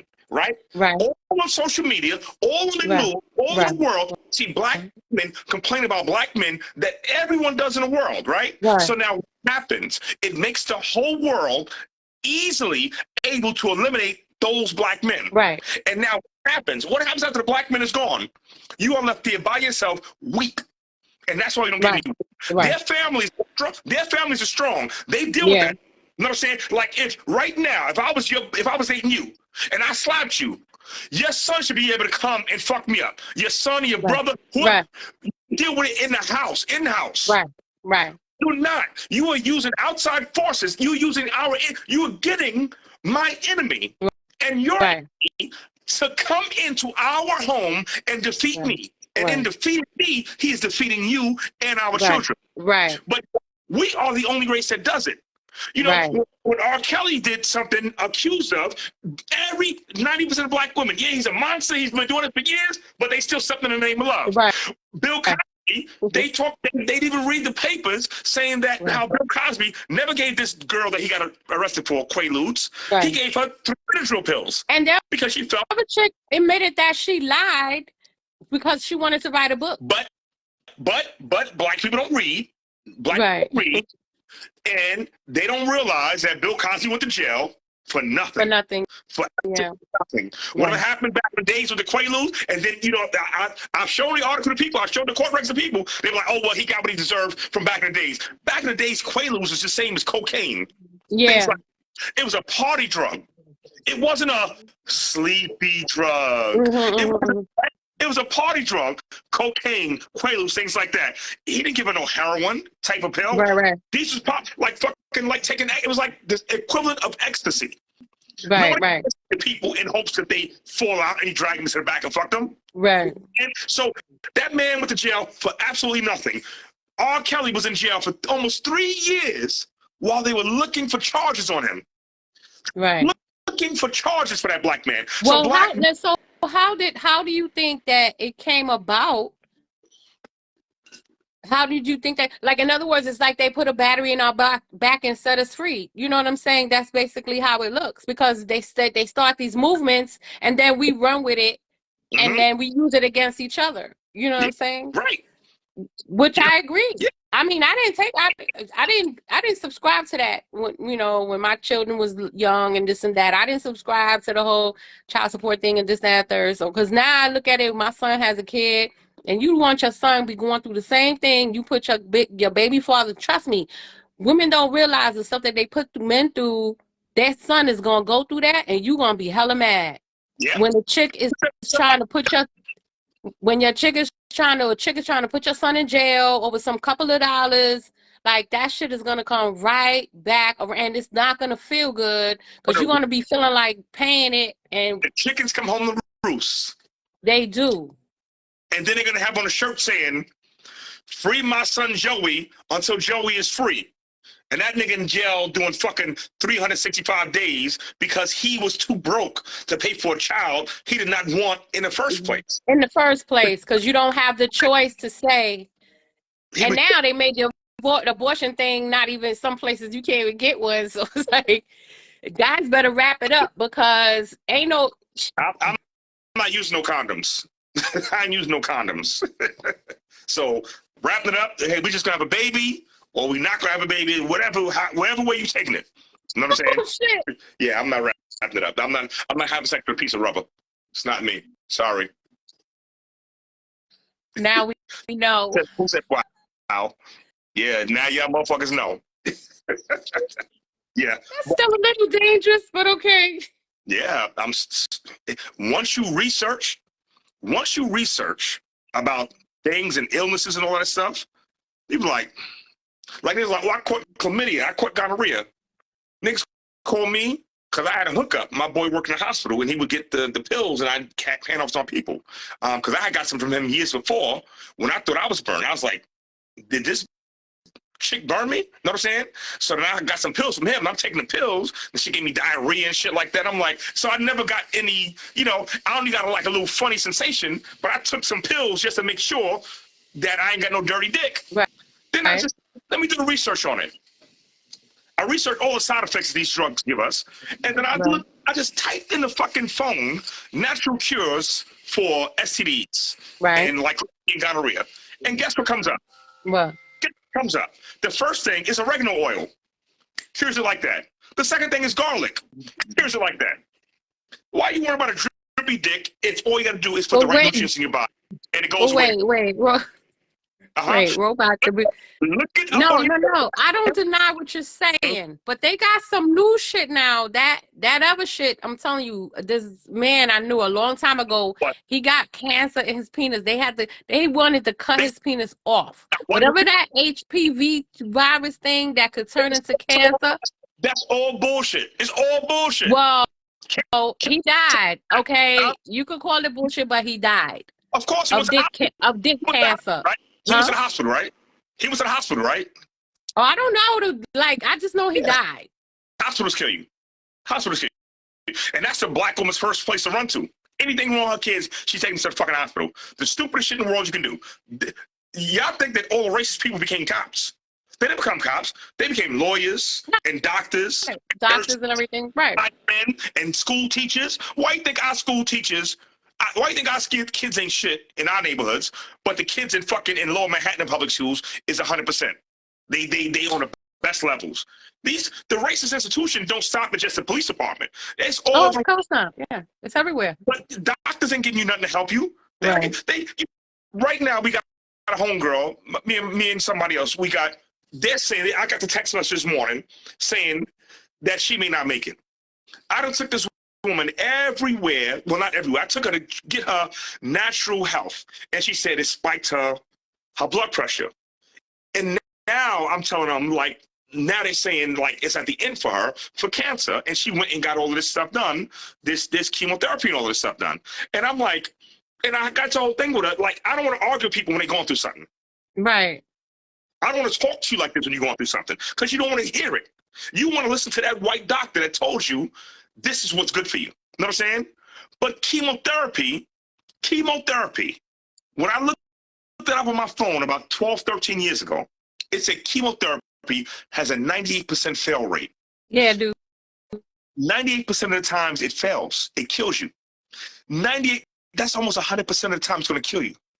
98% of the time chemotherapy kills you, but black people still do it.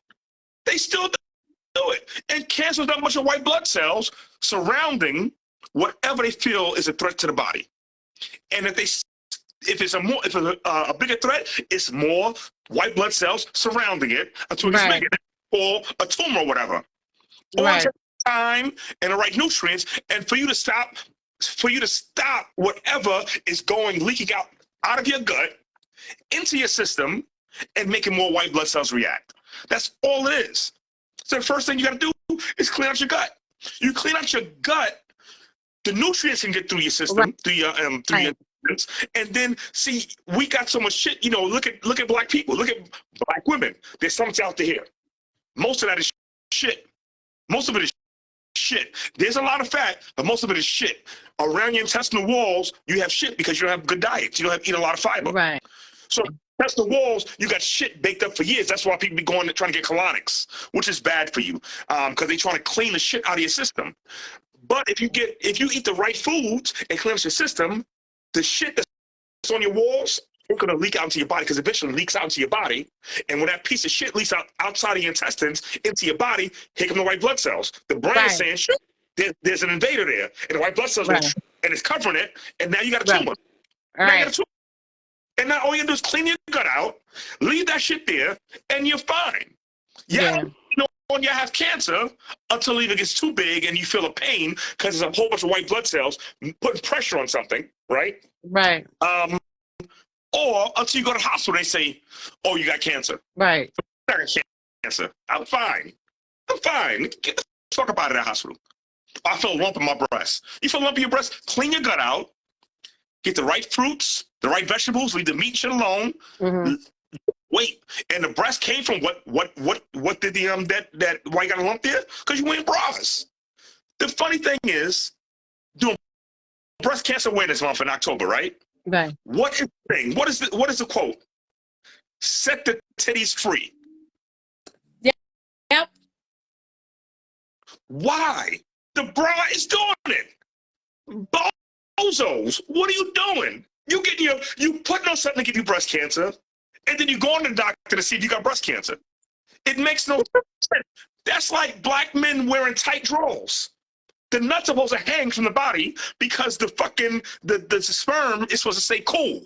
Right. You put on tight drawers and then say, I can't have a baby. Of course you can't have a baby.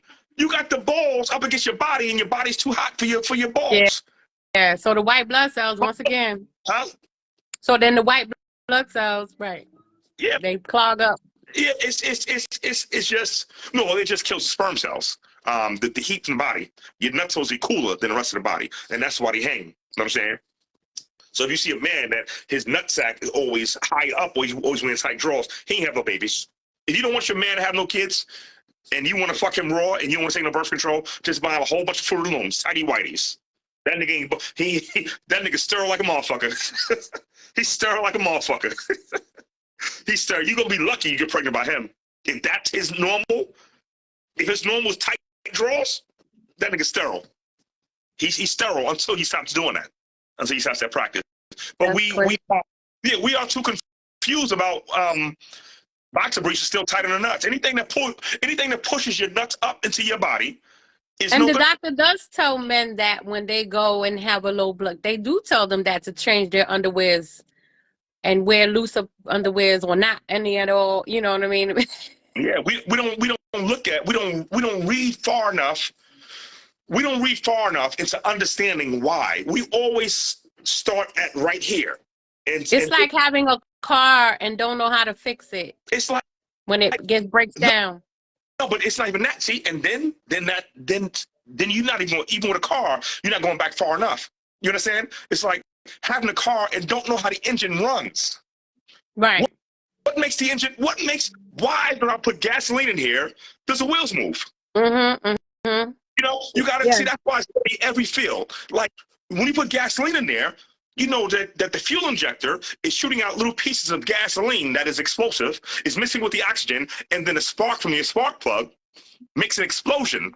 That explosion happens underneath what's called the piston, and the explosion pushes the piston up. So they all blown up. So there's a whole bunch of explosions in your car, and the piston going boom, boom, boom, boom, And boom, boom. And you know what that sounds like? What? Our heart. Oh, yeah. Because when you look at how a car is built, and like it all, everything kind of has to have some kind of liquid flowing through it or what.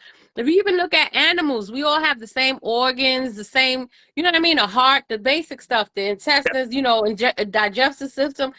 The car, the same thing. You know, when you use the gas, where does the used up gas go, right?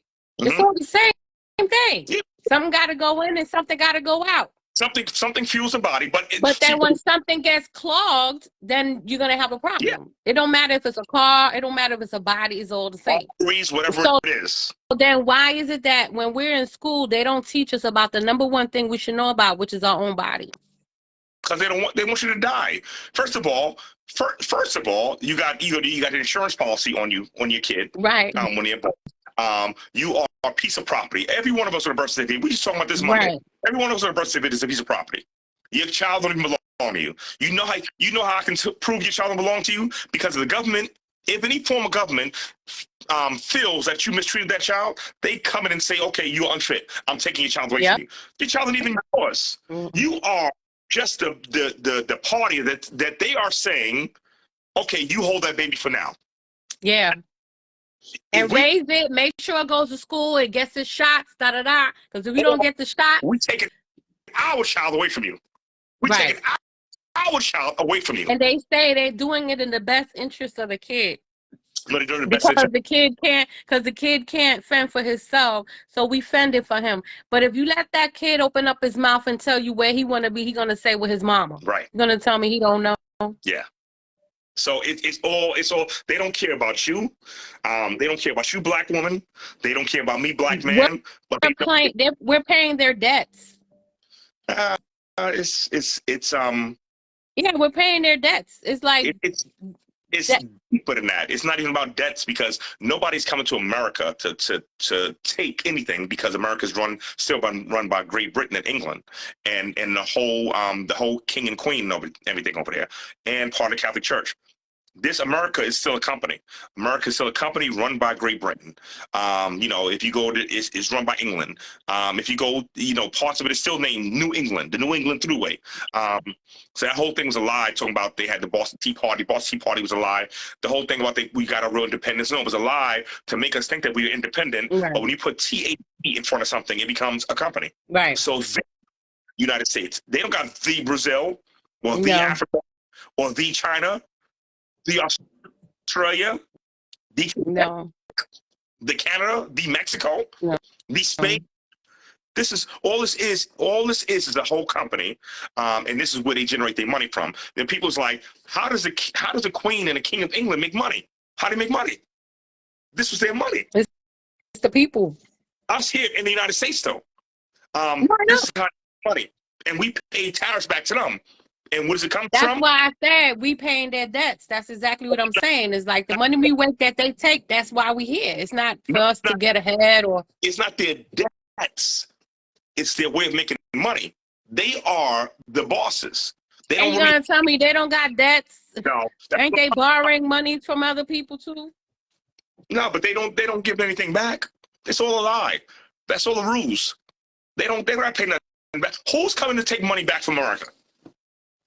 No, I'm not saying that. I'm not talking about that. I'm talking about how the government and the federal government and how our country is separate. It's two different things. So when this money that they're printing is not our country printing it, it's the federal government printing that, and they're separate.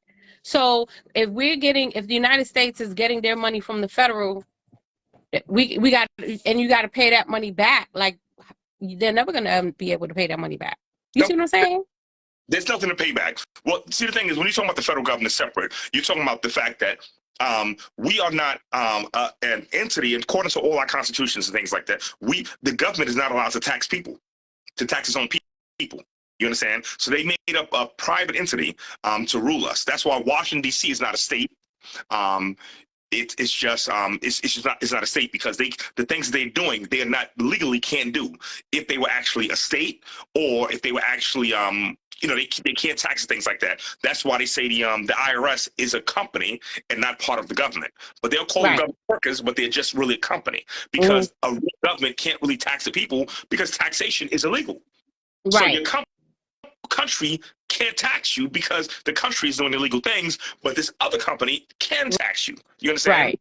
You know, it's like that is deeper too. But the thing is, this place was made to make wealth for other people, not for the people that are in it. The elite in it will make money, but the majority of money made, you know, because the country just keeps printing money. It keeps printing money, just keeps printing money. It prints money every day. Right. You understand? So where's this money? Like, when does it stop? It never stops printing money. You understand? It used to be backed by gold and silver. There's no more gold and silver. Fort Knox guards the biggest lie. There's you know, private citizens took that gold years ago. You understand? But you got to realize we're the Queen of England. The Queen of England, well, she's dead now to the king, but before her was the king, then it was the queen, that's the king. Again, but before her, how did she get all of this wealth? She doesn't have an army behind her. She doesn't get involved in parliament.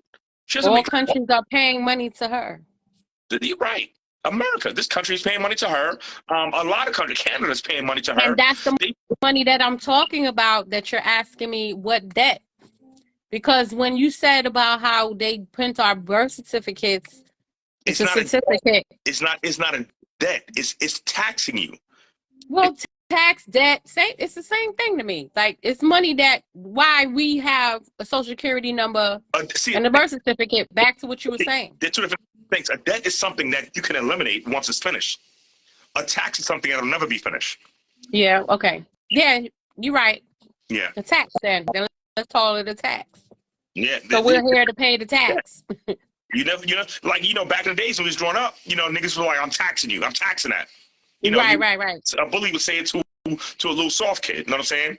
And Right. it's like, what do I owe you? All right, I owe you $5. Here, take the $5. You know, for nigga, next Friday, you owe me another $5.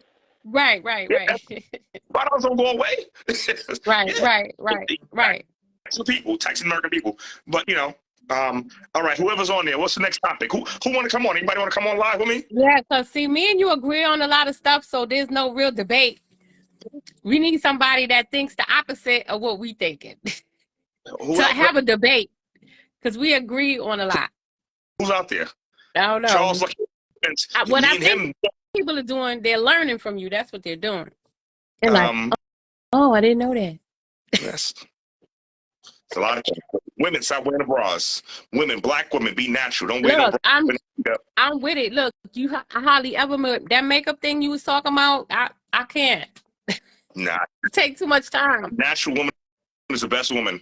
She can lay on my bed. She can lay on my sheets, on my pillowcase.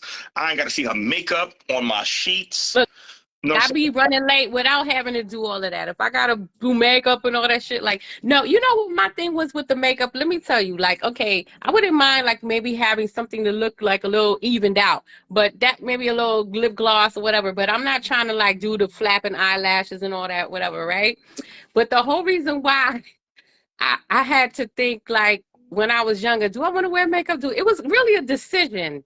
Because I felt like, well, one day I'm going to have this makeup, I'm going to be looking all cute and shit. But there's going to be days I might not want to. So I'm going to be looking different on different days. I'm not trying to look. I want to look the same every time somebody see me. Or else they're going to be like, oh, shit, what happened? You know? Like I told homegirl, I said, like, y'all want us to love y'all, but we don't even know who y'all are. Like, once you... Right. Once you got on a fucking wig, makeup covering your whole face, drawn in eyebrows. Yeah, you somebody different. Lips. You take all that shit off. Now your lips are brown, right? You got no pink lips. You know your eyeballs wasn't really hazel. It was brown. That one too. You don't really have no eyelashes. You don't really got no brows. They all crooked. Your hairline is not here no more. Yep. It's really back here. You know, it's not straight covering the sides of your face. Your hair is just it's patchy over here and there. And then you can't feel confident Like, you can't feel confident like all the time, because you know that this person is used to looking at you this way, and today you not. That happened to me with a ponytail one time. That's why I don't really wear like hair that much. Like, I went somewhere hanging out, right, and I had this cute little ponytail, right, and so the guy, I guess he was digging me. Maybe he was digging the ponytail, I don't know, but he just so happened to ask me if that was my real hair, and I was like, no, I just put this on. I was honest, I didn't care, right? And then he didn't want to talk to me no more. So if being that men have a preference, being that people have a preference, I don't want to mislead a person in their preference. Like, look, no, this is my hair. No, but the thing is, you are, because just Right. like on, Right. you are different. That's not you. And the Right. thing, he probably see. The thing is, we can't see a ponytail in the back. That's the back of your head. Right. That man want the fake, and that's why I tell black women, don't listen to black men. We don't No, want the. he might have thought, oh wow, she got nice hair, I'll be able to run my fingers through her hair, and then realize that ain't gonna be no fingers run. No. Not through this ponytail. Like, if I take it off, the fantasy's over. Versatility is good with your real shit. Not Right. versatility is okay. Versatility is real with your real shit. If your shit is fake, it's not versatile. You know what I'm saying? No. I can't go on a date with you dressed like fucking Batman. You know what I'm saying? I can't go on a date with you with a spiky wig on with spikes on it. You like that versatility? No, I want to see who you are. Right. Right. You go to, on a date with you with a skirt on? No. Like, it's you want me to be me and to be a man. Right. Like, I don't want to see your bulge and then find out there ain't no real bulge. All right, Monique Scott, perfect question. Perfect question. Her question is, why do men date women who wear makeup and weaves, lashes, etc., if they don't really like that? What else are we going to do if we want some pussy? If all y'all are doing it, we got to tolerate it. We got to exactly. We got to tolerate it, but we don't like it. No, well, in her defense now, I could say that women. I can hear you. Okay, in your defense, who said that? I don't know who said that. As far as like men that like Okay, well, in her defense, I'm gonna say I won't get the same attention. Okay, wearing my regular hair and my no makeup, and I don't have my ass sitting on and got my titty showing. If I go out, okay, I'm gonna be looking like Miss Plain Jane to some people, and a girl will walk past with her hair and all this and that. And yeah, for sure enough, guys are gonna be like, oh wow, da da da. You know what I mean? And checking her out. And I've been sitting here the whole time, sipping on my whatever, and they ain't got nobody to say nothing to me because I'm looking plain. So she got a point. Men do gravitate to the fantasy. They know that shit ain't real. But for right now, the shit look good, and they go for that shit. That's only to fuck for right now. That's it. Sometimes women that's what they want to do too. But then don't complain about it when a man is gone. When he's gone. That part. That part, I agree. That's why I said me and you agree on a lot. That's why I said, I'd rather let you see what I got, because I don't want to be making you misunderstood. Like, you know what I mean? You know how many women I've slept with and you start playing their hand and move your hands? Like, I can't even get into it with you. Because you got like boundaries and shit. Yeah. And you got a whole bunch of grease and chemicals in your hair. Like, the grease, the chemicals, the weed, you start feeling all the tracks, all kind of stuff in here. Like, no. A girl. Some guys like Plain Jane. It's not about how she looks. It's all about the person. Well, that is true. Not always. That's true, child. You can't find out about the person if that's what you're looking for first. And that's what sometimes a guy, because you Plain Jane, he ain't really looking in your direction. So how would he even know or find out? But then now here's another part. When you said earlier, when you said, "Oh, well, I was in there natural, and the guys walked past me, and they went to the girl with the hair." It could be more than just the hair. See, you can't use that as a correct sample unless you were sitting there with your twin sister, and your twin sister had the exact same body, wearing the exact same clothes, and the only thing that was different is that she had on a wig. Then you can use that, because it may be something else that may be making them walk away from you, or walk around you. Maybe Right. you didn't do hair. Maybe your hair wasn't attractive with the way you did it naturally. You understand? Right. So the thing is, there can always be other factors. But then that also that also says still that your appearance is what a person is going to be attracted first, not your personality. Oh, definitely. We definitely said that Monday. Okay. Men are visual creatures. So this is why women do what they do. But the thing is, y'all have made us look at a certain style as beauty because the white man has made y'all think that this way is beauty. Okay. The Chanel bag is beauty, the Louis Vuitton bag is beauty, the I red agree. box is beauty, the long straight hair is beauty. You understand? Long straight hair can be beautiful if it's your natural hair. I get it. If it's not your so I may be attracted to it, but now that I realize that it's a headache and it's expensive and costly, to me it's dumb. It's dumb. I can't have fun with you. No, we can't go out and have a snowball fight. Your hair's gonna be fun. Right. We can't go swimming. How are we going to go on vacation?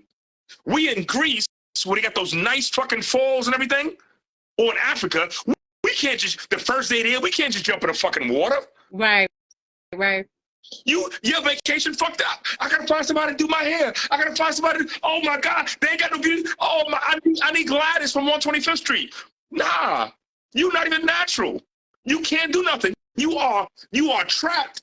You are trapped in that makeup world, that make-believe But you world. know what? Some men do like that though. Some men don't mind that you do a little extra twirl and swirl with your, whatever, and throw it on and you take it off. Some men don't mind. Someone like to see that you got a pink wig here, a yellow wig tomorrow, and they like the versatility. It's one woman, but the bunch of women. Some men don't mind that. And you know who those men was raised by? Women. Single women who implanted that shit in their head. I So some men. I don't disagree. I'm just saying that it's just not going to be a problem that's going anywhere. You just have to choose, what is real. Like I said that to my son when I was with him earlier. He was like, "Oh, that girl is pretty, right?" I didn't see her at first, so I waited till she walked past again to look and see what he was talking about. So I looked, I'm like, I'm not saying she wasn't pretty, but what I was saying to him is that you also have to look past the eyelashes and the makeup and all of that stuff before you say somebody's pretty. I wasn't like saying she wasn't pretty, but I just wanted to point that out to him so that he doesn't think that that's the image of pretty. You know what I'm saying? Well, you know what's pretty to me? You know what's pretty to me? What's pretty to me is a woman in her natural self that takes care of her body. Right. I see when women get mad at me all the time, and I say, like, I go to parties, right? And most of the parties I go to, more than 70% of the women are wearing wigs and they have big stomachs. Okay. In my mind, you can't tell me how my mind has to think. Right. My mind can any way it wants to think. I can be 100% Absolutely. Right. but in my mind, I see women with the wigs. Most of them have big bellies. And the They're first thing compensating. They're trying to compensate. the first thing my mind says is lazy. You're too lazy to do your hair and too lazy to work out in your body. Now, Okay. how healthy are you, and how healthy will our kids be? You can't. Well, let's. You can't. You have to think about what their health is in the beginning, because you could have a thyroid problem. Because I know that thyroid problem I had my weight going up and down, and I know it wasn't always big. So you can't always go based on thyroid problems is diet. Period. Okay. Thyroid problems is diet. I'm not arguing with that. Diet. 99% of health problems is diet. Right. Right. I ain't disagreeing with that. But I'm just saying it doesn't mean that you're lazy. That part. Now look, you remember the living room, right? Yeah. In I the just living, had my birthday there, remember? in the living room, I had multiple sclerosis. Didn't know it. I had MS. The reason I sat in the corner so much was because when I walked to the bathrooms anywhere else, I walked funny. It looked like I was dragging my leg. I had MS. Oh, wow. Nobody knew it. Some people's like, yo, Mike B. You know Mike B, the promoter Mike B. One time he picked me up. We was going to buy a video game, right? And Mike B, me and him used to always hang out. So he had a big truck, right? So he's picked me up to the game. I'm like, yo, let me go to the store real quick. And so we go to the store and I go to walk to the store. He's like, yo, Sean, what the fuck wrong with your leg? And I was like, I told you my leg is fucked up. And I didn't know I was going to Montefiore Hospital, and I fell in love with my doctor. It was a black lady doctor, and they put the probes in my legs, and they was doing all of the touch tests. They was doing everything. It was like blah blah blah, and the leaning was coming towards multiple sclerosis. I was already looking it up. I dig down further, and what is multiple sclerosis? What is MS? It's like some kind of muscular thing, right? Guess what it comes from? What? Vitamin deficiency. Oh. Exactly. I put the right foods in my body. This shit went away. Well, I need to find out the recipe for I'm gonna look up for this thyroid thing I got. All right. Lose all this. Look at your phone. Let's look at it together. What is it you have? What's your ailment? This thyroid hyperthyroidism. It was like Graves or whatever. Okay, so I mean, they gave me something for it, but natural cures for thyroid problems.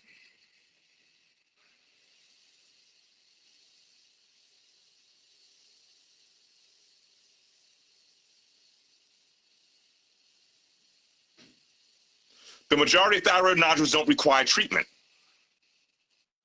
well, I was getting something. Look, iodine. Oh yeah, I remember that. That was like a lack of. I remember that. Look. Oh yeah, I remember that. Sugar-free diet, vitamin B, vitamin B12, gluten-free diet. Selenium, natural remedies for hypothyroidism. So let me turn the camera around. You want me to turn the camera I around? got some of that stuff in my house already. Yeah, but that's all it is. It's all diet.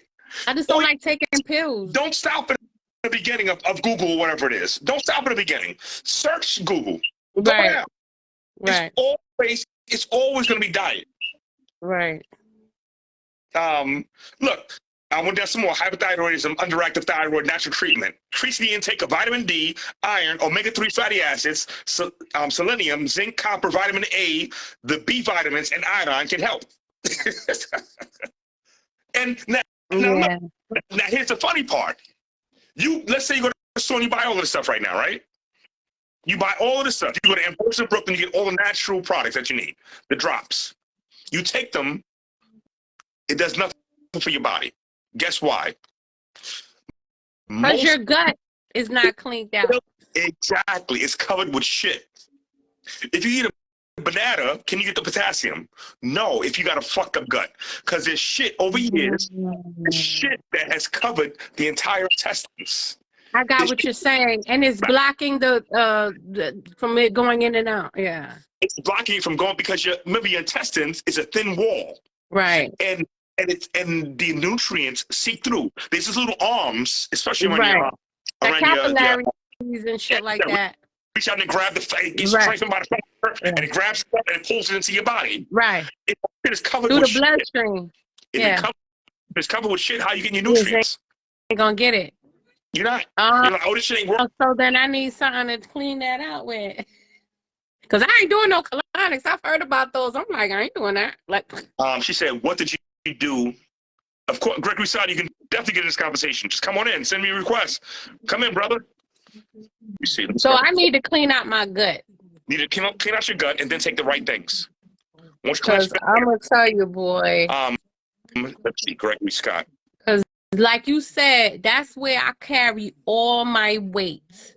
My legs are not fat. My arms are not fat. It's this this middle section.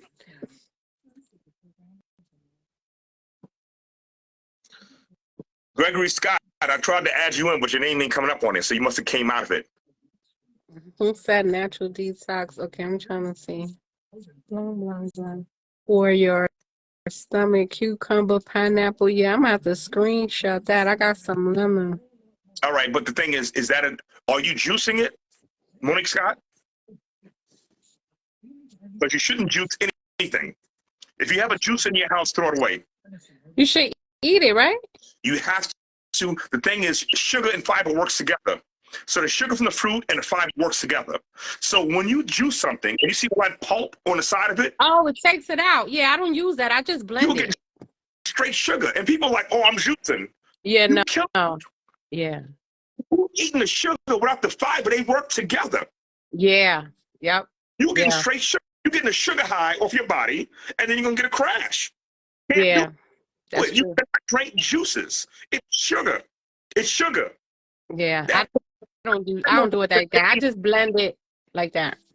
Like, white people, when they get orange juice, they get it with the pulp. Yeah. Black people I do don't too. want the pulp. You want I a do. smooth, But what was you talking about? Monique said, you said, how did I cure what? My MS? Diet. I cleaned out my gut, and I changed my diet. And now Good job. I walk like regular now. That is so crazy. Walk like MS. MS, baby. A vitamin deficiency. Look it up. Just think if Richard Pryor knew that. Think about if black people stop going to the hospitals and read. Yeah, that would help a lot. That would help a lot. Matter of fact, the whole corona thing, I didn't go to the hospital. I was scared to go to the hospital. I was like, I'm not going to the hospital. People dying in the hospital.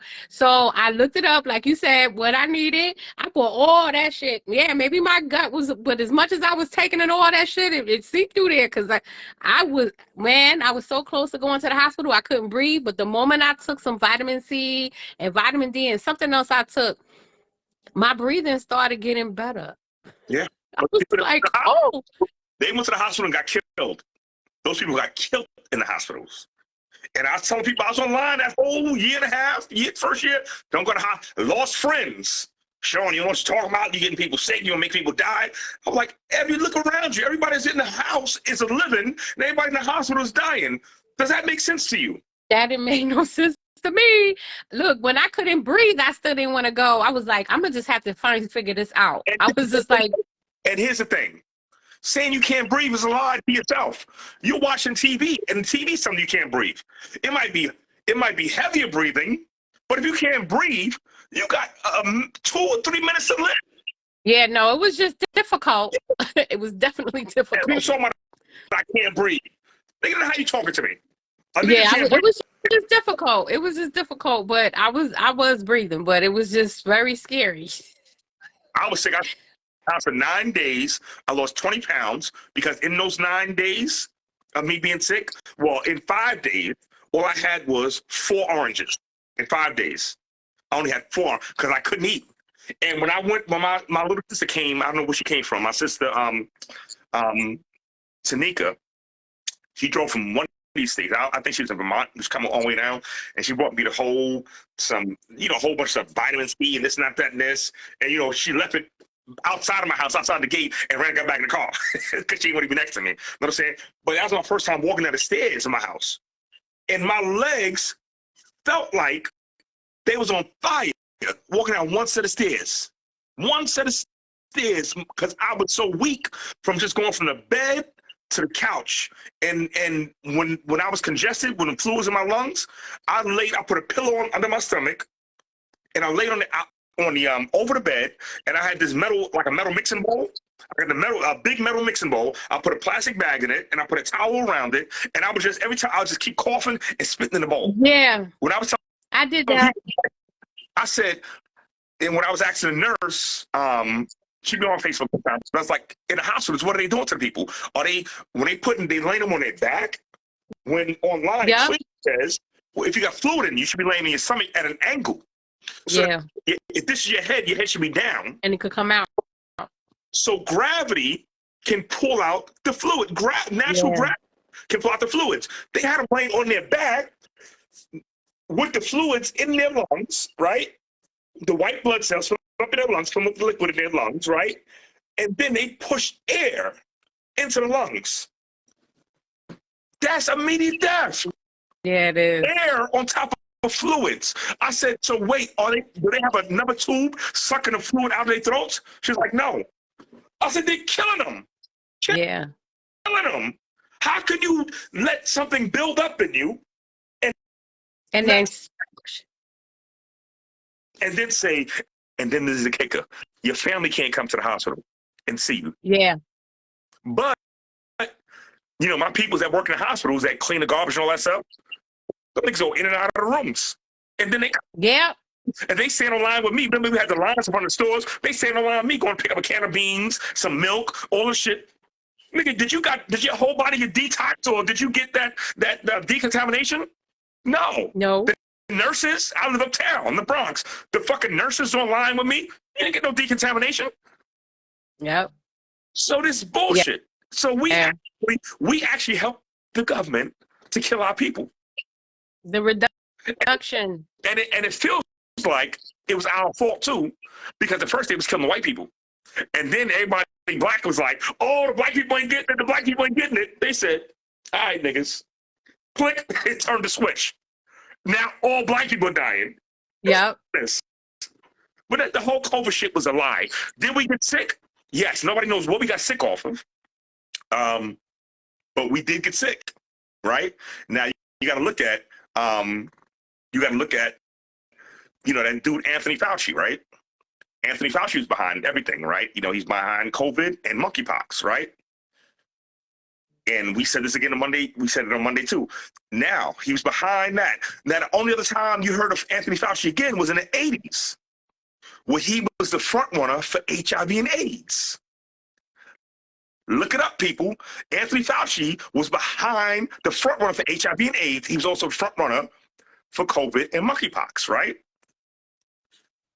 The symptoms for HIV is the exact same symptoms of COVID. COVID symptoms and HIV symptoms are the exact same thing. The flu-like symptoms, the this, to that, the exact same symptoms for COVID and for HIV, right? Then you go to the hospital, you get a shot, right? Then the symptoms for AIDS is the exact same symptoms of monkeypox. The sores in the body, the organ failures, and then who do they say was catching the most? Gay men. Gay people. Yep, gay men. Monkeypox and for AIDS. They renamed and rebranded the same shit and gave it back to us some years later. Yeah. The same symptoms. Now, but listen. now, did you hear about the people that are trying to embalm people that have had like strokes and stuff that has had the vaccine? With the organ they're finding this stuff in the veins that looks like some type of tissue, and it's real long, and they're pulling it out, and they're saying like when they're trying to embalm people, it's like the fluid's not going through, and they're wondering like, yo, why isn't the fluid going through or whatever? And then they go in and they're pulling out these long pieces of tissue they said they ain't never seen before, and they said that it seems like this tissue is forming into the veins. Mm-hmm. Because when they pull it out, it looks like veins, but it's not. COVID vaccine. They said the dude that created the COVID vaccine said it's not for human consumption. It's not for human consumption because it causes organ failure. The first shot, 15% chance of organ failure. The second shot, 35% chance of organ failure. Second shot. So they were saying this is probably why people are getting, you know, pulmonary problems and blood clots and stuff. It's that stuff that's growing inside the veins that is causing. So I looked at people that have had vaccines that I've been around, and for some reason they be coughing and coughing and coughing. I'm like, why are they coughing? Not even that they're dying. I keep no, telling I know people. they're dying, but I'm saying, you know that when one of the symptoms of when you're gonna have when you're having heart failure is coughing. Yeah. Listen, I average 3 my condolences a day on Facebook. Yeah. Yeah. I say my condolences at least 3 times, and I was saying it just Monday.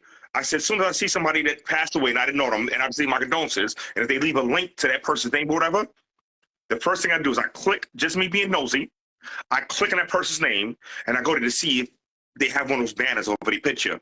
I got my COVID-19 vaccine. I look for that. And then the second thing I look for is their body weight. Were they overweight? You understand? Right. You know, because you know, let's face it, if you are overweight, you are killing your body, no matter what. So is overweight attractive? No, I see some bad girls, man, some pretty fucking women. And I'll be like, yo, if you just lose fucking 30 or 40 pounds, you'd be a bad motherfucker. Like, and I'm attracted to you, but then my dick ain't gonna be hard because of the stomach and all that stuff. I want you to look in shape. You understand? And all they got to do is stop eating. Stop putting that food. See, if you get here, it got to go through here. Yeah. Don't tell me about your glands in your body. Don't tell me about that. No, that's because true.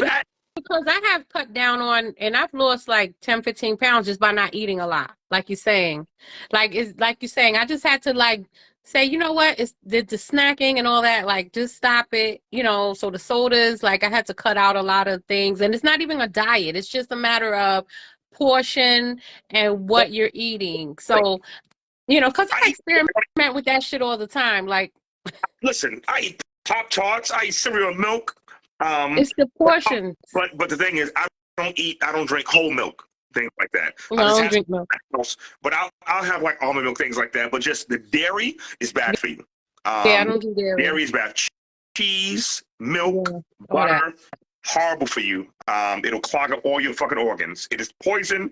We should not be eating the fluids from a cow. No. Especially since they let bacteria be in it. Well, it's homogenized and pasteurized, but you know, it still doesn't make sense. They still live in a percentage of bacteria allowed. Well, but the thing is, you need bacteria in your stomach. Bacteria is good for your Not body. from a cow. Right. Exactly. Not from a fucking cow. You know, you seeing fucking all the little girls with big titties and big asses. You know what I'm saying? How does she not? Not stop eating. No, but you got to do your portions. You got to keep your portions. Like, you can't be going on seconds. Like, yeah, hear me out, black women right now. If you ain't a black woman right now, tune out. I want black women to hear me out. Everybody was mad at me for not having food in the living room, right? For not having food in the living room. When I grew up, I'm in my 50s, right? When I went to clubs back in the days, they had no fucking food in the clubs. Not at all. We eat afterwards. We ate before we went out. And we drank a little bit in the car before we went in. Yep. There was food in the clubs. Nobody is walking on a dance floor with a fucking chicken wing or some cheese fries. There was no food in the clubs. Did the living room have a kitchen? Yes. Did I put a whole bunch of junk in there? I built the kitchen. And I still didn't want to put food there because a club doesn't have food. We have been partying in restaurants and lounges for so long, those places are required to have food. So every black woman that came in that club, 95% of them, you got no food, you got no fries. Coming hungry. They didn't want to cook. They had already ate, but they don't even know that they are addicted to putting something in their mouth. Oh. They are addicted to food, to constantly eating food. The biggest thing black people have right now is a brunch. Everybody going to brunch. Food, you got to have food there. It is always the bad foods. You know what I'm saying? So people's getting mad. You got no kind of food, no kind of food. And then I put food in there, but I made it free. The free buffets. It was good too. Oh my God, what? I was saying that shit too, though. It was good. It was good. That pasta and that chicken fingers. What? I said that shit up.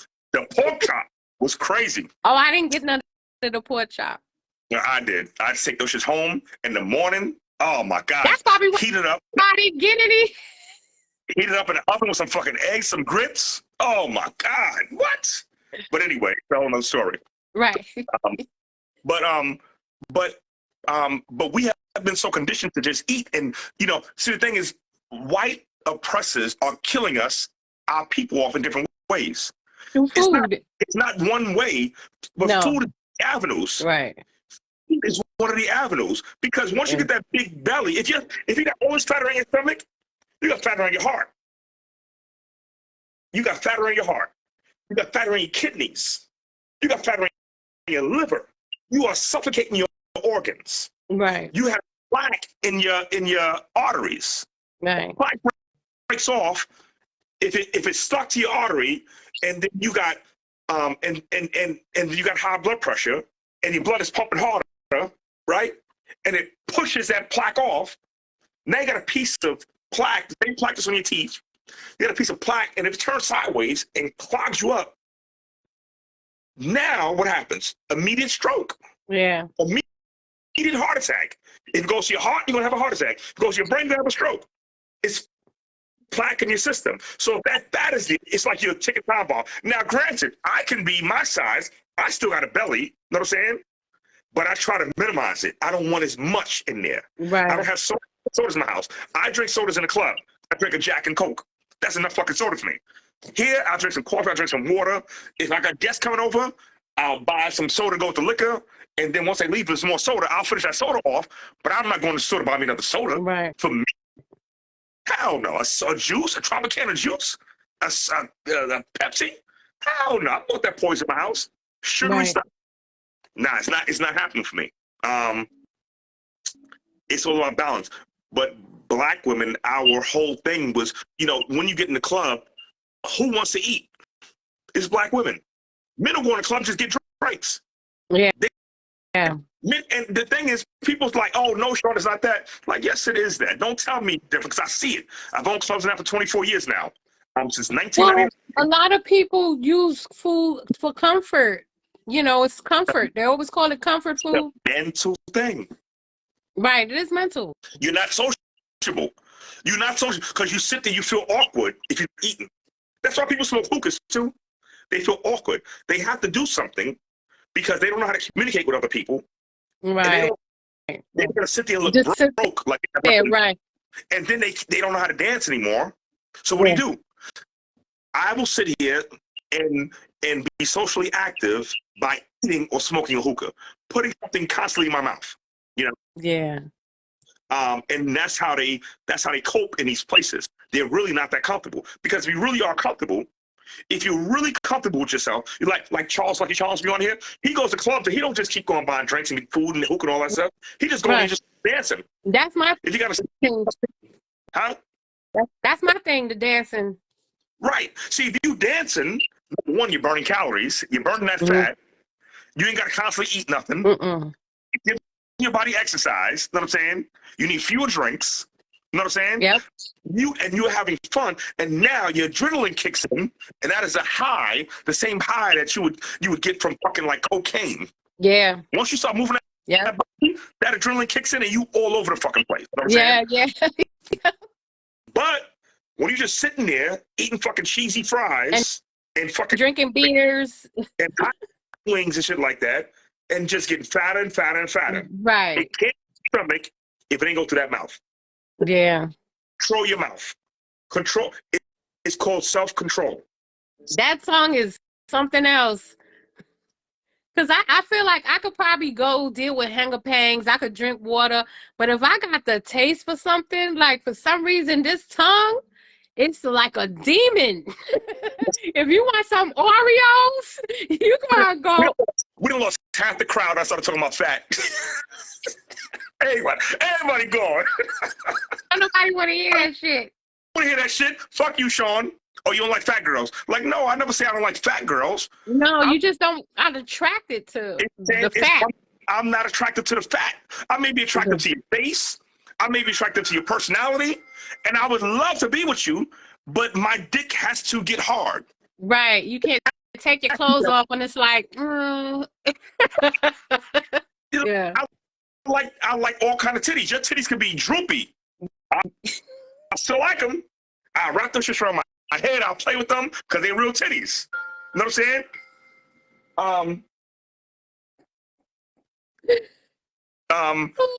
That's funny. But the thing is, it's certain things that I'm going to say no to. Well, women got their things they say no to. For men, so right? everybody should have their thing that they say no to. Exactly, because women call it. If a man says you don't like a certain thing in a woman, they'll say it's body shaming. But see, the only people that have a problem with that is fat people. No, skinny people too. No, what I'm saying is, like you said, we lost half the crowd. Why? Probably because they fat. Like some people don't want to hear like, oh, he don't like me because you don't like fat people. Like, it's not that. It's just like the attraction part. Like, huh? That's just, he said, Sean and Titty Slayer. but what I'm saying is like, women shame all the time. Oh, then they got a little dick. Oh, you probably got a little dick. Pull it out. And I say, shit like, you probably got a big belly. I ain't got to pull it out. I see it. You know what I'm saying? I got a small mouth too. And I'm quick and I'm witty. So, a lot of women, when I was saying about like men and women, men aren't as smart as women. Their brains aren't as fast. They're not, the intelligence isn't there. Men just use the logic more. Women use the emotion more. Right. But the intelligence for a woman is there. It's strong. It's faster. So they're more witty. But they'll say some shit that'll hurt the fuck out of you. Right. But now, unfortunately, with me, I got that fucking intelligence. And I'm witty. So they say some shit. Yeah, get your funky pussy out of here. Right. Like, I'll say shit right back at you. You know what I'm saying? Right. Oh, yeah, I fucked your brother, nigga. Yeah, he told me you was whack. Dry Right. pussy. Like, Right. you know what I'm saying? So that's why I'm saying a lot of times the people that get offended is because that's their issue. Because if it's not your issue, you're not gonna care. It's like when people talk about light skin and dark skin people. Like if I'm in a room full of dark skin people and somebody say, "Well, I don't like dark skin people," I ain't gonna care. It ain't me, and that's usually how people think. Well, it ain't me. He ain't talking about me, Yeah. So it's just depending on how thick your skin is and how confident you are in yourself, or if you give a shit whether Sean like you or not. You know what I mean? That's what it matters. Right. And and people say, like, listen, if fat is your only problem, right? You're winning. Because all it takes is to fucking close your mouth. Stop eating. If that's Right. a lot of these chicks, you look at them, they lose weight, and you're like, nigga, what the fuck you was hiding from? Why am I fucking fat? You stupid. You done wasted 20 years of your life being fat and miserable when you could have changed it by just stop eating. I think But now, that message is for me. Message. now, Well, I'm working on it, so. Here's the psychology behind it. The thing is, you're seeing people pass you over, the people that you like, because you think you're fat. So psychologically, it's fucking with you. So what do? You get that fucking comfort food and put it in your mouth again. Oh, not me, but some people do it. I don't give a fuck what people think. I'm just different. Like you with the intelligence, I don't have like some of the things that some women have that, that you're talking about, but I could relate to it because I'm a female, you know what I'm saying? But yes, you're right. Yeah, but we gotta get our health together. We gotta stop eating for comfort food. And then we gotta stop eating. It's nothing on a soul food menu that's healthy for you. And macaroni and cheese. To get moving too. I realized that when I moved here, I didn't walk as much. I'm driving around so what I ended up doing is I got a part-time job close by where I could walk, you know what I'm saying? So when I get off work, I walk. I don't walk there, but I walk back because I don't want to be hot and tired at work. But so I think the moving and the walking, that helped me a lot. My next one, he's 84 years old. I think he just recently died. He was 80-something years old, like 86 or something like that.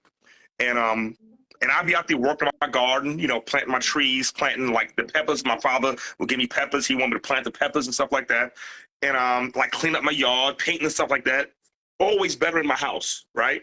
And he would come out his house in daytime. 80-something-year-old man, tall man. You can tell he used to be a big man back in the days. You know what I'm saying? Like tall and built, but he still has that same physique. And he would have a bag in his hand and some nice clothes on. And then, he was like, "Hey neighbor, how you doing?" He's like, "Yeah." We talk a little bit of shit. He'd talk shit. He would tell me good things about how I take care of my house. And he would talk shit about his son who lives there. And I was like, "Yeah, boy, I wish my son was like you, that lazy motherfucker. You see all the dog shit inside of there? He don't clean up his goddamn nasty dog. And I'm like, yeah, I smell it in the summertime. You know what I'm saying? Like, because he'd leave the dog shit there and just walk around it. In the summertime, I'd have guests, and the sun would be baking, and I'd smell shit on my side. You know what I'm saying? Or I would just fucking get bleach and pour it there, and then I would feel bad sometimes. The dogs would lick the bleach. You know what I'm saying? But like, like I don't want to smell shit and piss. Right. Clean it, and now I don't even talk to him because he's nasty house. But the neighbor would say, and then one day I got the courage to ask him. I'm like, hey, like, where you be going? And he's like, doctor told me to walk. He said every day go for a walk at least a mile. So he said I'll walk about a half a mile, and then I come back, and that kept him going. I think he died. But I don't talk to the neighbor because his dogs. He's nasty, right? Somebody else told me, as like, I think such father died, and I was like, damn, I'd like to go to the funeral and everything, pay my respects. But if you don't know what it is, then you can't do anything about it. Right, you know right. But you definitely got a movement. The body needs movement, and I was trying to tell something about people that exercise all the time. That's always in the gym and pumping. I'm like, no good. Asian man told me, and then I saw it on something. The thing that I saw on TV, on the internet, something like that. Another Asian man, he said, the heart has but so many beats, and then it dies. You can't take a battery and make the battery live longer. You can drain it faster, but if you just used it the right amount of time, if you use it the way you should use it, eventually it's going to die. Right. It has but so much energy in it. So if you take that energy out, fast or slow, it has a capacity. It has a maximum, right? Okay. And that's your body. So let's say your body has the capacity to go to a certain amount of time. It'll go to that time. What we do takes away from that capacity. Okay. Working out is taking out those beats because your heart is racing too much. That's why I see the old people, the old Asian people, they don't work out. They be in a park at 6 in the morning when the sun come up doing Tai Chi. They'll take standing in place. All you have to stretch your body. It's Right.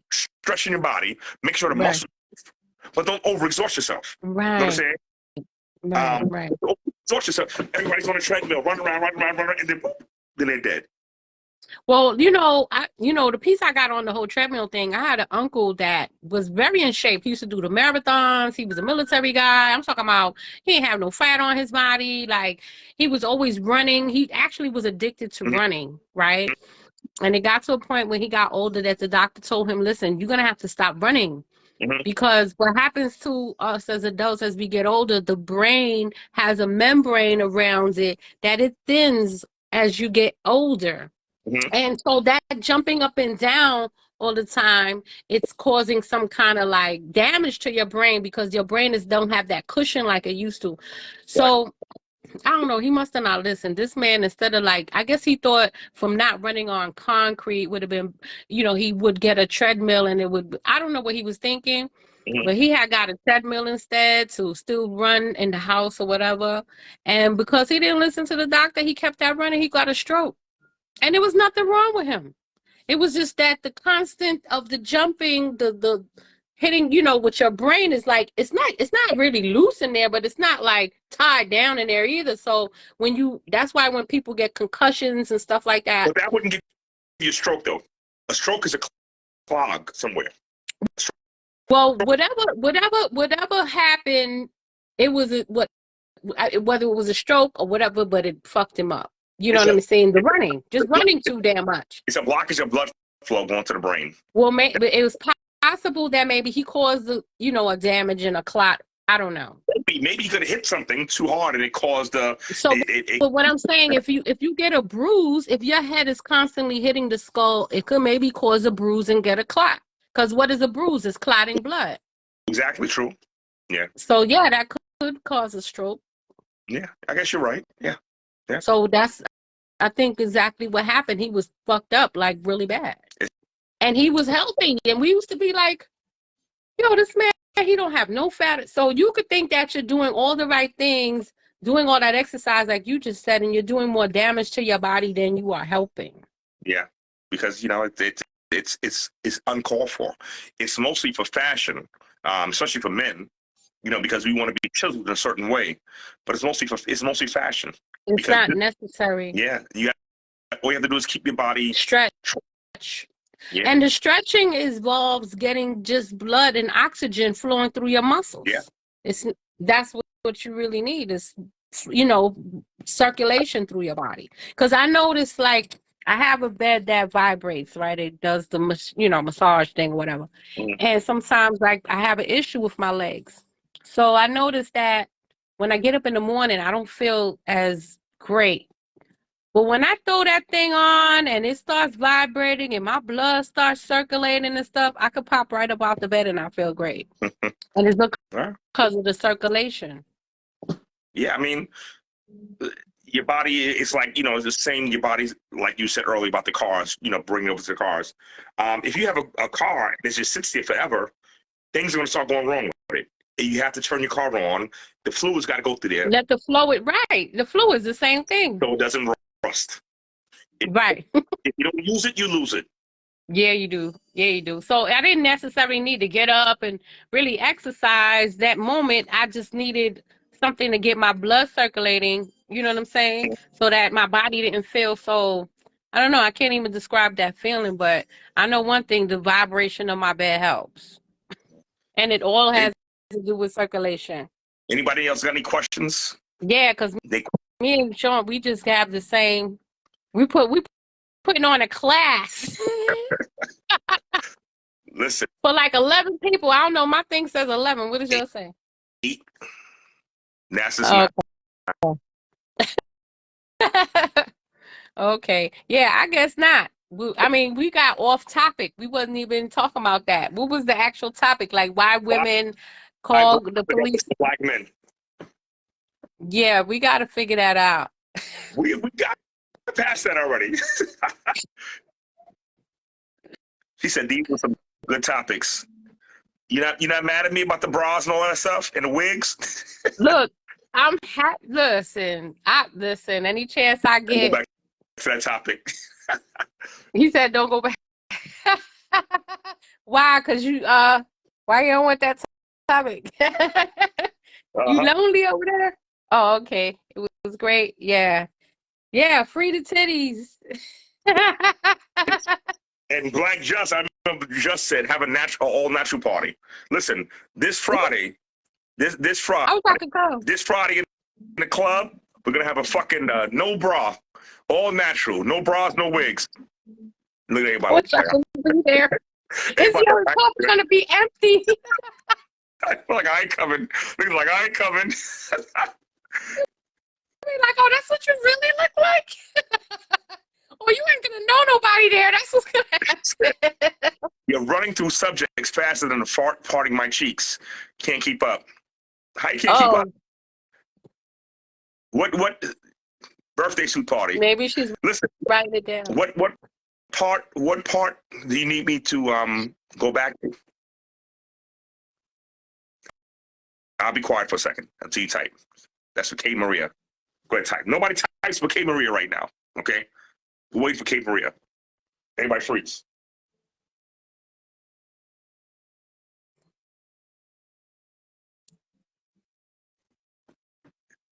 Wait for her to catch up. Yeah. Hold on. And at that time, I'll give you some water. Maybe she didn't hear you. Okay, you haven't answered the push-up bra question. Oh, put the push-up bra question up again so we know what it was, and then we'll talk about that. The push-up bra question. What was the question? I wasn't even really looking at the comments too much before. Well, the fasting question. Oh, you had questions. Okay. Repost your questions, and he'll answer them. He went to go get some water. He coming back. I'm here. I can hear y'all. Okay, so she said the push-up. You haven't answered the push-up bar question or the fasting question. So apparently she had questions. You didn't answer them. Okay, so tell me it. That's why I tell you how to come on camera, because I can't see that stuff and then see all the writing on here is white. Her background is white. Yeah, yeah. So it's all blending in. Like right now, your background is better. Now I can see the white because you was like a grayer. Wait a minute. So I'm on the bottom, just like. Okay, never mind. Yeah, I'm on the bottom. And on yours, you probably on the bottom too. I'm on the bottom. Yeah. Okay. Yeah, and you on the bottom here. I'm on the top. Okay. Yeah, it moves. I've never really was doing this before. That's why this is kind of new to me. Like. All right. So what's your question? Type the question. What was the push-up bra question? I'm waiting for her to type it. I think she's typing. But he ain't no female. Don't let this man tell y'all not to wear a bra. If you got a big old titties, them things need to be secure. And again, going right back to her, why don't black women listen to black men? Okay, let me answer this one right here. All right, the problem with the bra is this. When you wearing a bra, right, it's training your muscles not to work. You got muscles in the top, in your breast, around your breast. And if you don't wear a bra, right, those muscles will stay strong enough to hold your breasts up. Yep. But because we've been trained to wear a bra from day one, we get training bras when we're a little girl. Mm-hmm. So now your body is like, okay, well, I don't need those muscles, and because you're holding them up. So so you lose muscle, tightness in your breasts because you're holding them up. It's almost like not using a muscle and the muscle just gets soft. So that's why we end up needing the bra. But technically, we don't need the bra. Nope. If you never wore a bra from when you was a little girl to a grown woman, they probably wouldn't sag as much because your breasts will be used to holding themselves up. Because way back, when you look at African women even now, that they be running around naked, their titties be up in the air. Like they don't wear a bra. Right. Of course they're gonna so they're definitely gonna sag some. But that's natural. I do fasting because I don't eat after 8 till 12. I lost about 10 pounds. That was Alan. Okay, that's what's up. Well, yeah, if it's working for you. That's good, Cuzzo. But you still gotta watch the type of foods that you are eating. And then a lot of times people say like I'll do fast. Fasting isn't always good for you if you're doing it every day. Fasting can work against you. It can make your body store more fat because your body goes into starvation mode. Yeah. See, if you used to eating a certain amount of time and then you skip a meal, your body, next time you eat something, your body's gonna say, well, he skipped me last time, so let me take some of it. Instead of shitting that food out, instead of getting rid of it, your body's gonna say, well, let me keep a little bit of this and store it as fat in case he skips a meal again. I don't want to go through that starvation again. You actually have to stop eating. Just don't eat. Don't eat today. It sounds crazy. Just eat a fucking banana and drink some water all day. Don't eat. I started noticing that the more you don't eat, right, the less you crave the junk foods that you usually crave. Like, I noticed that when I decided to say, you know what, I'm not really that hungry, so I'm not gonna eat. I'm just gonna drink me some water, because sometimes we're really not hungry. Sometimes you're just thirsty. Mm-hmm. I'm gonna drink me some water, and I could go a long time without actually eating that day if I just stay hydrated. Mm-hmm. Yeah. And then now, the more and more you do that, you don't even really get the cravings for the sweets and all that stuff. Like, I got chips and stuff in there, but I don't even be wanting to eat it. Like, pick up an apple. Pick up some juice, some walnut. Thing about an apple will curb your appetite. If you ever want to curb your appetite, a lot of fiber. That's why I used to say apple a day keeps the doctor away, because that fiber takes the shit out of your body, and you're less likely to get sick. The more fiber in your body, the less likely you are to get sick. And we was talking again on Monday. We was talking about people, the reason the phone is like this, I had to plug it up. It was on 15%. And I don't want to wait for it to get to 3%. But, you know, when I tell people like they're constipated, you are supposed to shit within 2 to 3 hours after you eat. Yeah. Human body. You should have a full shit. Everything that you just ate should be coming out of your body. Your body should not be holding waste. The reason why you're getting sick is because you're holding garbage, the waste of your body, because your body has changed it to waste. You don't pick up your shit and eat it, right? If you can't pick it up and eat it, then it shouldn't be sitting in your body, because now it is poisoning the rest of your body. And you're getting sick, you're getting fatigued. You're like, I eat those big meals, and y'all be like, yeah, I got niggeritis. You're tired. You don't get that. You don't get niggeritis if you ate the good food. And Yeah, then when I went on a vegetarian thing, that's exactly what happened. Yeah, you don't get that, because the reason why your body is not energized now with the good stuff that's in your body is because the toxins in your body has made you polluted, and that's why you feel down. You're holding the waste, But and when that's why the nigger. ate fruits and vegetables, I didn't feel well. I wasn't only eating fruits and vegetables, but I wasn't eating meat, Right. and I didn't get the itis like that.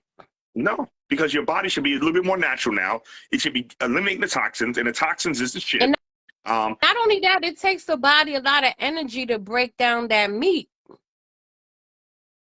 Yeah, but So you're then a lot gonna be tired of because that meat's not gonna break down because it's stuck to the sides of your colon and your intestines. You know, your colon is part of your intestines, but it's all stuck to the sides of it, and it's poisoning your body, and now you're weak. You don't have the energy that you would normally have. Yeah, that's true.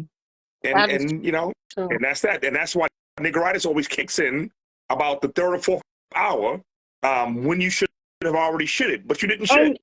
And the carbs, like when you eat a lot of carbs, it's like eating sugar because your body changes it to sugar. So what sugar does, like you get the candy sugar, and then you get how they say after you eat sugar you get a crash. Yeah, Russian the carbs can do, huh? A Russian crash. Right. The carbs can do the same thing. Well, because you're eating a candy rush. Candies don't have fiber in them. Most candies don't have fiber in them. No, but what I'm saying is carbs do the same thing. If you're eating a bunch of rice, that's not true. And bread and stuff like that, it turns into sugar in your body. Oh, that turns into sugar in your body too. But the thing is, I thought you were just talking about rice and potatoes.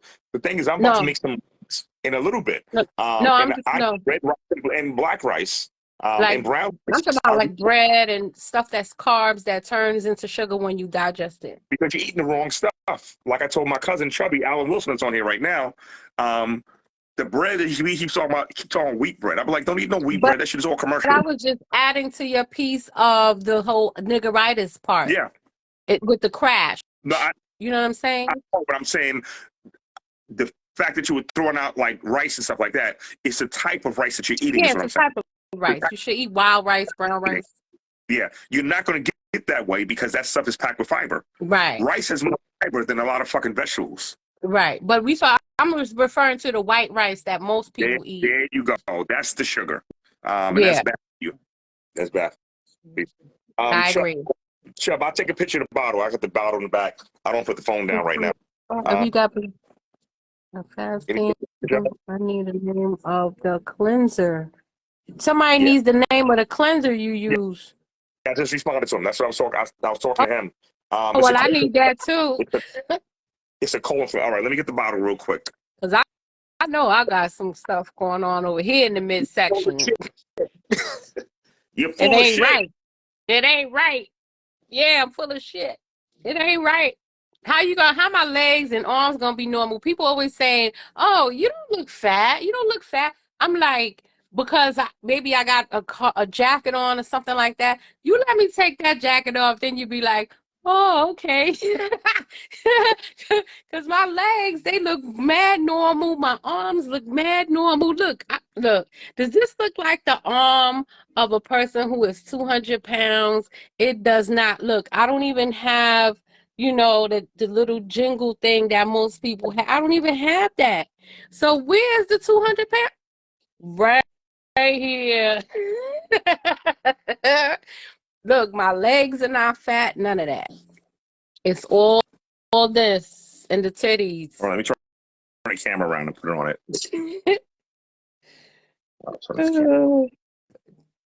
How do you turn I the was just showing them, look, I don't even have the arms of a 200-pound person, right? Yeah, you, And my legs nah, the yes, you do. same. Yes, I you do do. not. I seen that jiggle. Yeah, I seen that jiggle. No, but it's not big. I don't have no big old arms. Like, you know how the elbows be having that stomach of its own? It's I don't even have that. stand up and shake your stomach. No, that's what I was saying. All my stuff is over here in the middle. Okay. If I could get rid of this middle, I'd be bald. Oh, Yeah, see it? okay. Well, that's nothing new. I've seen colon cleanses, but you got to know which one you're getting. I guess if you tried that and you still all right, that must be the right one to get. Yeah, I took a screenshot. I got this one from Ambrosius in Brooklyn, but they have the same brand on Amazon.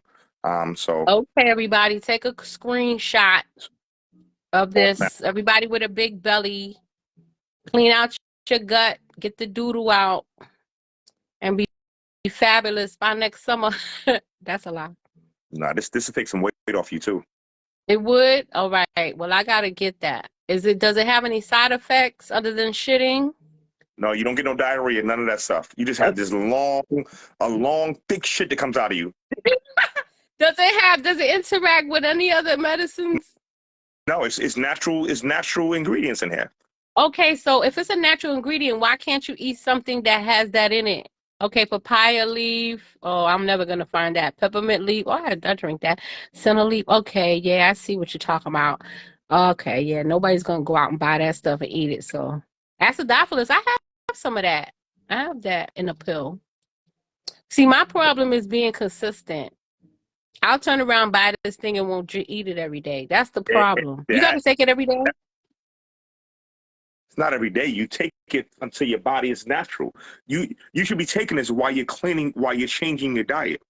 You don't take this and clean your whole system out and then go back to eating white bread, peanut butter and jelly, or turkey and cheese sandwiches. Yeah, okay. All you're doing is putting your body back up again. You got to change it. No, but I'm saying but you eat it every day. You take one every day?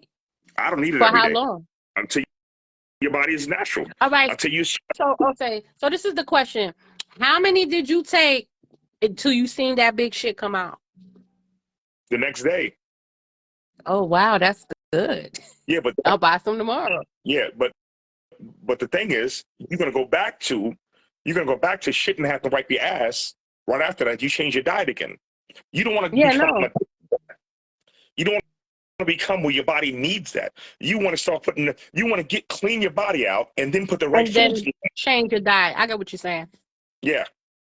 You don't want to keep going back into the same thing. It's like, an alcoholic that stops drinking for a month, and then after the month is over, you start drinking again. Yeah, no. No.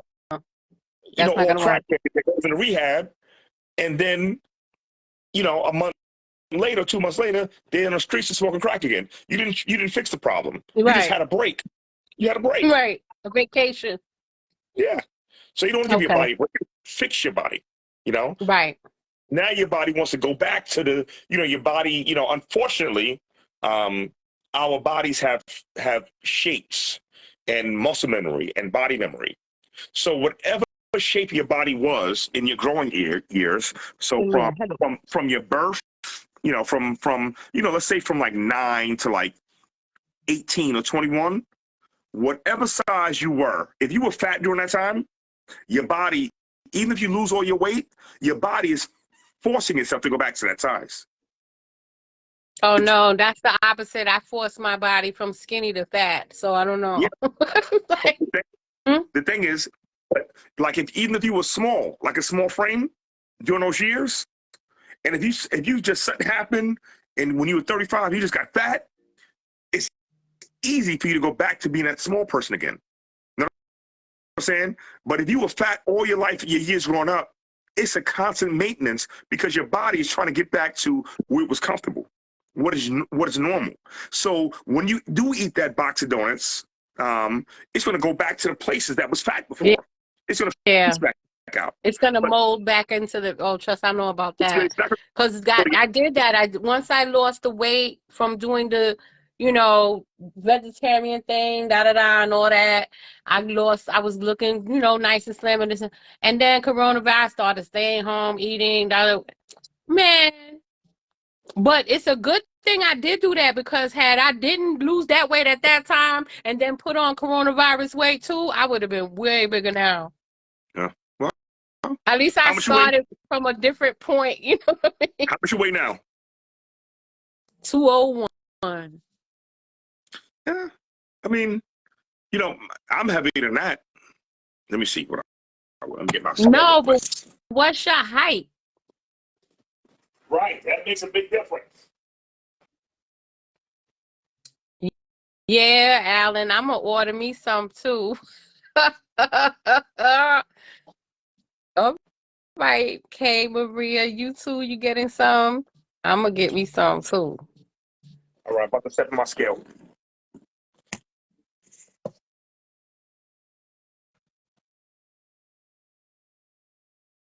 Dun, dun, dun. Oh yeah, I'm gonna get me some too. Dun, dun, dun, dun. Yeah, I'm 232.2. So I'm not a fucking string But bean. what's your height? I'm 5. I never made it to 6 feet, so I'm actually 5'11" and 3/4. I'm right next to 6 feet. I never made it to 6 feet, so I can't tell a person I'm 6 feet. They're like, "Oh, just say 5'11". I'm like, "Nah, nigga, 3/4 is a lot, motherfucker." So why just say 6 feet? So just say 6 feet. Because when I step on a real height measurement tool, I won't make it to 6 feet. But you're closer to 6 than you are to anything else. I mean, Yeah. you're that little bit that you got left. Why even count it? You don't want to lie. Because with no hair, it's easier to see. But who's measuring? People. Ain't nobody gonna. If you tell somebody I'm 6 feet, they're not gonna. Let me see. Let me get a ruler and prove it. Like they ain't gonna care. Look, I give you permission to tell people that you're 6 feet. Fuck it. You're 6 feet today. I never made it 6 feet. If I had hair, I can easily say 6 feet. Go with it. Who's gonna measure? Me. That one little bit. You're more closer to it than you're not. Like it's a little bit, like this much. Right. Just claim it. I'm good. Yeah, cuz I'll get that closer. Okay, so if you're 6 feet, yeah, I'm 5. Well, then if I'm 5'2 3/4. I just say I'm 5'3. I don't even. Oh yeah, so 200 is way too much for you. Right. Way too much. And at 5'11 and 3/4, I'm too heavy. I should be around 200 pounds. Where I'm at. Yeah. But the only thing with me is I do have a lot more muscle on my body than fat. My fat is mostly in my midsection. But I have a lot more muscle in my body than fat, and muscle weighs more than fat. So I look. A lot of people can't tell me. A lot of people won't guess me to be 230. They'll say like 195, 200, things like that. I'm like, they're not counting for the muscle weight. Yeah, I'm like, I'm 230. I'm 230. And that's why I have a lot more strength than a lot of other people, because a person will size me up and like, oh, blah, blah, blah. But then my weight is muscle weight. It's not fat weight. So a person my size with with fat weight, they're easy to toss around. Right. They can toss around. Fucking who's on here? Yeah, because they don't have no strength. Right, it's all fat. Them people. Huh? You said what? I'm people. You said people. I said I'm people. Oh no, who's on here? Who's left on here? Say hi, y'all. All right. I think there's 4 people on here. Somebody laughing. Why am I still say 11? Maybe it's people I know that you don't know. I don't know. Right. Or, no, it can't be. Mine says 6. Mine says 11. Mine said 11 the other day, and then when I got off, that shit said 369 viewers. You know why? Because people watch, but they don't click and open the link. You know how you could see it, but you don't have to open it and to be on, but you could still be watching. Right. What's going on, Kenya? What's up, Dennis? None of y'all want to You join? good. Dennis tries Oh, yep. comedian. Dennis, you want to come on? Come on in, Yeah, player. tell us why women shouldn't wear bras. Are you you gonna be cool with it? You see somebody late titties flapping around, like is it gonna be okay? Because tomorrow I see 6 now. What? I'm cooking spinach lasagna. Yo, Ooh, Dennis, that sounds we, good. we can't add you, Dennis. They said you didn't update your Facebook app. Dennis, you got an iPhone? I just went through that problem. Because Android updates it itself. Apple's supposed to do that, but I don't know what the fuck happened. Apple sucked. Wait a minute. Oh shit! All this time I thought I was plugged in to the Matrix. You over here was joking Apple so hard I had to go get my Android phone. I was like, wait a minute, hold on. I'm from the Android crew. I just got an Apple recently. That's what makes it so sad. I was die-hard Android the whole time. Me and my sons used to argue about it all the fucking time. So I get an Apple Watch. That's what got it started.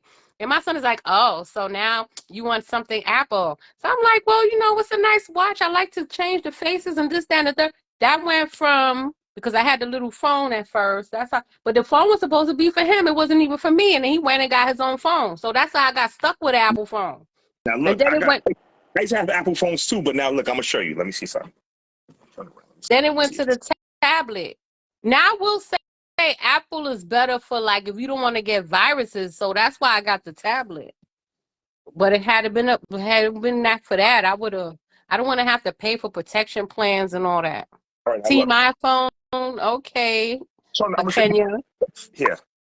Yeah. The protection, yeah. That one right here, I play poker on it. It's sitting on the floor. Oh shit. That's disrespectful. Yeah. That one right here is when I'm going, if I go to the bathroom, something like that. Oh shit. You got the apparatuses for different moods. Well, I got the Mac because I DJ on the Mac. And I just don't go on the internet with it. Well, other than that, I don't even use that Mac. But desk. I do have I have an HP laptop. All right, HP upstairs. HP upstairs. Let's go in the room. Yeah. I gotta plug this up. You got too many things. Your internet thing is off the hook. Then you got all that stuff connected. But I'm just as bad with the smart light bulbs and the smart plugs and the smart. I want to talk to Alexa and tell this bitch turn off my light. Like I'm, talk about lazy. I'll be like, Alexa's my best friend. Remember, Aries the Ram, y'all. Aries the Ram. The Ram. Oh, my granddaughter's an Aries. That's pretty. We're the best. I wouldn't want it in my house, but it's pretty. Y'all all right. Y'all all right. My granddaughter, she's a nutcase. Let me see. Where is it? Team iPhone. Yeah, your shit fucked up. You still can't get on? Dennis, you ain't got no iPhone? He said, no. What you got? You got an Android? Yeah. Yeah, you could get an invite, Sean. You can't get on? You want to come on? I'll bring you on right now. Kenya? Yeah. I called her Sean. I don't know why. Because she said Sean. Yeah, because him and I agree on a lot of things. It's not going to make it interesting. Oh, she said to your house. Oh, good Lord, girl. She want to come see your Ram. I added that in. She didn't say that. I start trouble. She didn't say that. She said she's cooking. She can't come on. Mm-hmm. She want to see your Ram. Your Ram. Yeah, I like making people laugh. I love making people laugh. You want to see the polar bear? I like the polar bear. Yeah, I should be you got to. Ooh, that thing is ugly. He needs to go to the dentist. Yeah, the nose is beat up a little bit. She said no, Ram. No. It's 9 I'm a feet long. Capricorn. Capricorns is like Rams, ain't No, it? No, they're not. Not at definitely all. not. Not at all. Nowhere near. No, I know. I'm just messing around. Nowhere near us. So what's your zodiac sign, Kenya? What's your zodiac sign? I'm funny. I'm glad you think I'm funny. I try to be funny. So if that's working, that's good. Who else is on? I'm Who trying else is on? to see. I'm trying to see what her sign is. What's your sign? Ah, Virgo. Okay. Virgo's definitely. I would have cheered a little louder for that, but I had just had a bad experience with a Virgo, and she was a female. So, but I do got an uncle that's a Virgo. Yeah, really Virgos. I'm gonna keep my opinion to myself. They could be like a little not bougie, but like real particular. Real particular. I'll say that. Particular is not a bad thing. Like, you guys are just real particular. Everybody says their sign is the best. Yeah, they do. Well, you should feel best about yourself. Loyal, Virgos. I can't No, say they're not. no, we should I stop don't using know. zodiac to judge people. But let me tell you, don't say that sign come real close. They come real close. No, don't. Every zodiac sign I can look up.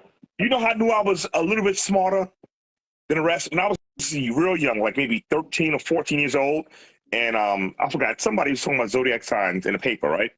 And I would read my zodiac sign, and everybody would only read their zodiac. They'd be like, let me just read mine. So I'd read my zodiac sign, and I was like, oh shit, that all sounds like me. Right. Since mine is April, well, mine is Aries, it's always the first, right? So I decided to go down and read all of them. And I'm like, and they all have things you could relate to, right? Yes. That's how stupid it is. So let me tell you something funny about that. Let me tell you something real funny about that. I had lived in Florida for a little while, right? And I was didn't know nobody, I'm looking for a job or whatever. And then like the 90s or whatever, we looked for jobs on the newspaper. It wasn't no internet and all that. And so there's this job listing to be a psychic or something to that effect. Like you call the 1-800 number or whatever.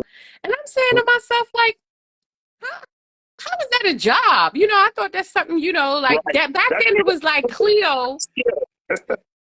So check this out. So I said, I want to see. So I went because I wanted to see how are they doing this. You know what I'm saying? Like, okay, well, they must train you. I want to know. Mm-hmm. And exactly what you're saying. All they do is they find something that's a commonality with most people. They look for your reaction. And if it's a positive kind of reaction, then you just like amplify that, yeah. And then tailor it to their conversation. And that's all it was. I'm like, that busted my bubble for that whole psychic shit. I was so mad. Exactly. And that's all it is. But people argue now, no, but my sign, no, but my sign. I'm like, you stupid. You know what? You're right. I had to think back on the psychic thing, and it was just you had to find something that resonated with the person and then just go on that. And you basically was guessing most of the way based on their reaction. And their reaction was what you clued into to know if you was on the right track. Even those motherfuckers that be in doing this. Remember the audience, the people that do it though. Huh? I didn't do it. I didn't take the job. I just wanted the training to see what it was they were doing. I said, I'm not doing this.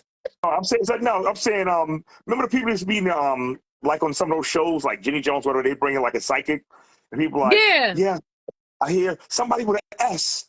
You know somebody with an S? And then I feel somebody with an S in the audience. He's a father. He was a tall man. And somebody was like, yes, my father's name was Sheldon. Yeah. He was very tall. That could be anybody. And then they listen to the words you said. He was. That means he's dead. You know? Mm-hmm. Yes. He died, right? You didn't already told him. Right. He died. That's right? what it was. Yeah. He died. And these are smart people fucking with your head. Yeah, Yep.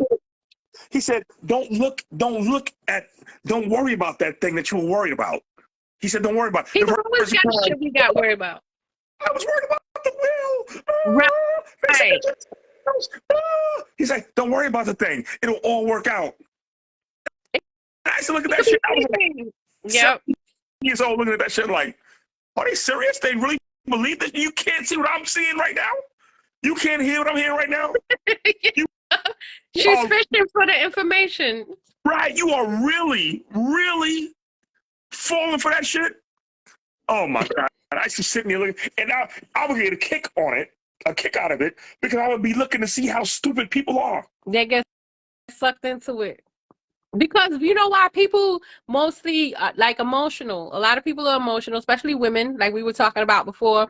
So especially us, it's so easy to like suck us in on. I know sometimes I could be gullible. I'm gonna admit it. Like somebody tell me some shit, because I'm not really the type to be making up stories and lying. So I'm not thinking, and that's another mistake too we make, is like we think that people think the way we think. So just because I'm not one to be just making up stories lying, I'm not thinking a person is making up stories lying to me. So sometimes I too will believe some shit, you know what I mean? And not realize it until later, like, man, that was some bullshit. Like I went for that, you know, because of the emotions of how you feel in the moment, you know what I mean? And you don't want the person, you don't want to be insensitive. So you don't, you know, so you just like go along with it. And women, going back to that emotional thing, that's why women are not suited for certain positions in life, certain careers. Right. And that's why I put some women in certain careers. Like my cousin, you know, she'll probably kill me for this, right? But I used to always meet her. I used to go back and forth about the police and all this stuff and this and that and this.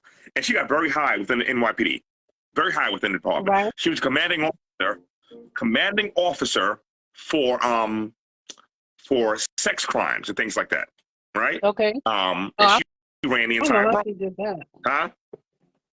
So I don't know how she did that.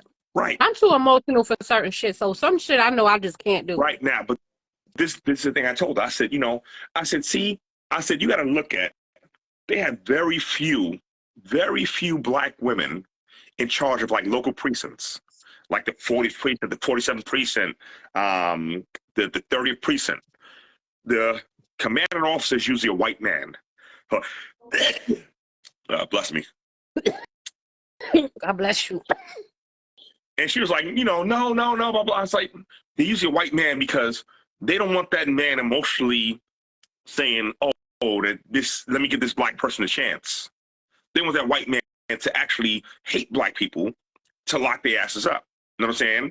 So she's like, so why would they make me a commanding officer of this? I said, because your job, you're looking at the worst of people. And as a woman, as a female, when people are sexually doing things sexual to children, stuff like that, you locking them the fuck up. Right. You know what I'm saying? So that's why they push you there. You know what I'm saying? Where a man might look at it like, well, yeah, that 16-year-old girl was looking kind of good, so I see why he did that. I understand, right. They don't want no man for that job. Right. He might not no black man. They might put a black woman. They will put a black woman there or a woman, so that way they know you're gonna throw the book at these motherfuckers. To the fullest. You're gonna be with the assistant district attorneys saying, yeah, we gotta put these motherfuckers away because they did this, not bitches. He molested that little girl. She was only 15 years, this, not that, and this, and he knew better, blah blah blah blah blah, and stuff like that. And I, you know, me and her used to go back and forth sometimes, you know, in a mature fashion. But I felt it, you know, these motherfuckers don't have your best interest at heart.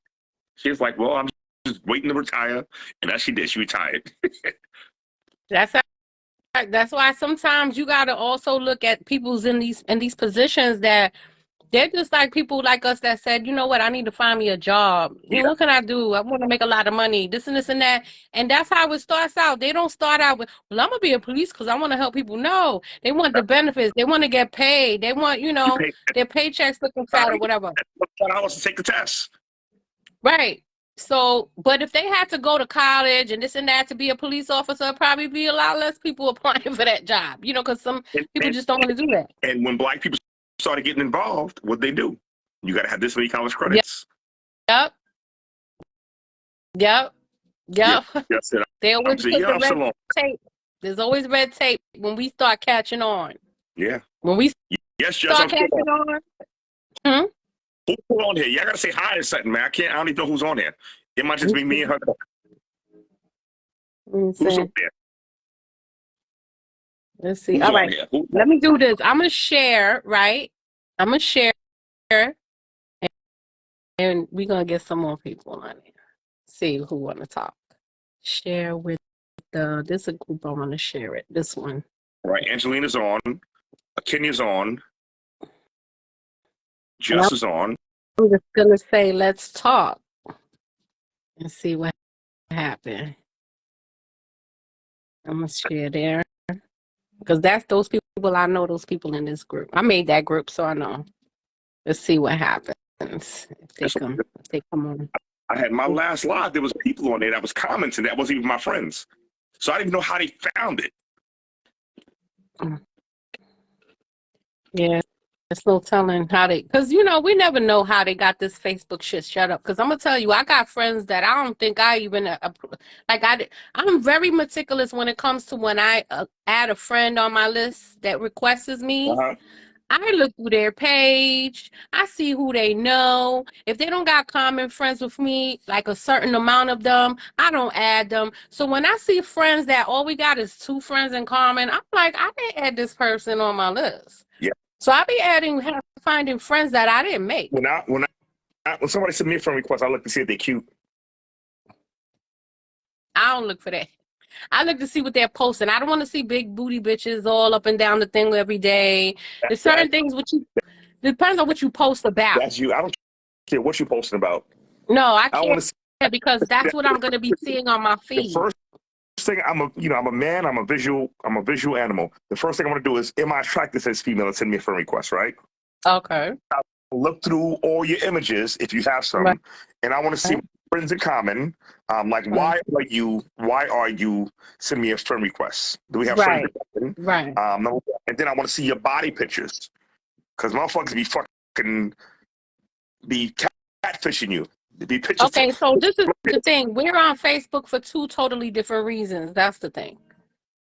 So I could just understand why you have your reasons and I have my different reasons. We're just on here for 2 different reasons. No, we don't on here for the same reasons. We're the reasons that we're on here is you're looking for different qualifications that I'm looking for. The same thing with a man and a woman. You're looking for men for certain things. I'm looking for a woman for other things. But we both. No, what I'm saying is I'm not looking for men, right? At all. I'm not. This is to me not a dating thing. To me, it's more or less like a networking for like music and whoever's putting music out or DJs or. That's looking for people. So I don't, right. That's what I'm saying. We on here for different reasons. Like I'm not looking to date anybody on Facebook. Like, I don't believe you. I don't believe you. You don't have I don't believe to believe me. Yeah. Now, but I don't. I've been on that. I've gone on that dating thing that they have, and I've been like looking through that. Oh, so you did go on a dating thing on here? I did went on there, but it wasn't to date. You're not on Facebook for dating, right? No. But you want Facebook dating. No, I want to make friends, but I don't want to date. But you wanted a dating app. I was curious. I wanted to see if it was gonna be like. Listen, hear me out. If a dude is curious about how another dick feels, is he gay? I don't know. No, he might, for scientific reasons, want to know what another dick feel like. No. He might want to compare it and see if his is normal. Are you curious about what another pussy tastes like? Absolutely not. There you go. You're not diving into nothing that you're not interested in. No, it wasn't that I wasn't interested, but not for dating. I wanted to make friends that I could talk to, and you know what I'm saying? But not like dating, like I'm going to get a man. Like that wasn't looking for that reason. That's dating. That's dating. Not to me. Dating to me is with the intention of being in a long-term relationship. No. Well, I haven't dated anybody on there, so it hasn't happened for me Because it's like weirdos. It seems like it's nothing but a bunch of rejects. Like I see why they're on there, and I'm like, yo, I don't need to be on here. Like, Listen, yeah, listen. I swear to God, every person that likes me, I'm like, ooh. Listen. You sound like that rapper. Ooh, ooh. Ma, some shit. Hey, sound like the female, the Yeah, gay I female. know what you're talking about. We both fucked it up. No, I'm telling you, it's creepy back there. Like, Listen, I don't even want to make friends with the people that's. I was like, damn, I thought I could make some friends. this is the funny thing. People always lie and say, I'm not going to date nobody on social media. Bullshit. Bullshit. If somebody comes on social media that you are attracted to and you like whatever they're saying, you will date them. You just don't want to be. See, the thing is, a lot of us old people are still stuck in the ways when we was growing up. When we were growing up, they were like, you going to meet somebody on AOL? You must be desperate. That's still in our minds that you can't. I prefer the experience of meeting a person in person. I prefer that experience. But like, right now, what better? This is in person. Damn near. This is in person. You see me asking, talking. No. Only thing I do is touch. It's different. It's different. This is personal. No, this is more intentional though. When you happenstance meet somebody, that's just, you know what I'm saying? But I intentionally got on here because I saw the invite or whatever, and I was like, oh yeah, sure, I know, and boop, you know, and we talking. But you wouldn't do it that way outside. But this, right. It would be like a connection, like I see you, you see me. No. Like, oh shit, what's up? You know what I'm saying? I'd rather that. Then, let me see who's on. No. Like, that's corny. Like, then I'll be like, oh, I like this one. Hey, you know, send him a message. You wait for him to send you a message. Yo, listen, I've tried that. It's whack. Up close and personal. That's right, Gary. Question. Right. No, this is this being in person. Can I have a question, please? Go. One of those. Do you have anybody on your Facebook, right? All your Facebook friends? Right. If they go live, do you go live on all of their page? I haven't been invited before. But if they did, I would. Yeah, why not? All right. But you have handpicked these people. What do you mean handpicked? You handpick who you want to be on your Facebook friends, right? Right. You don't let anybody in your Facebook friends, right? I have to, you have to accept them or whatever before they can be, right? That is part of the dating process. When you saying yes or no, swipe, hear me out. Regardless of what the intentions are with that person, there's something that is attracting you to that person. Whether it's their content, you're attracted to the mind. Whether what they look like, you're attracted to the body. You know what I'm saying? Whether they look like they have fancy cars and houses, you're attracted to the money. There's something that is attracting you to that person.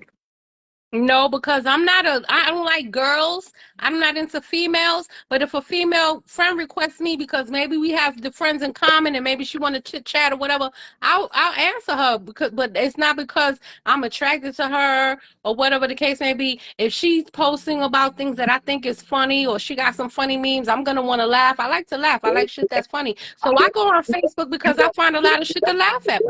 You are attracted to that person. You're getting something out of them.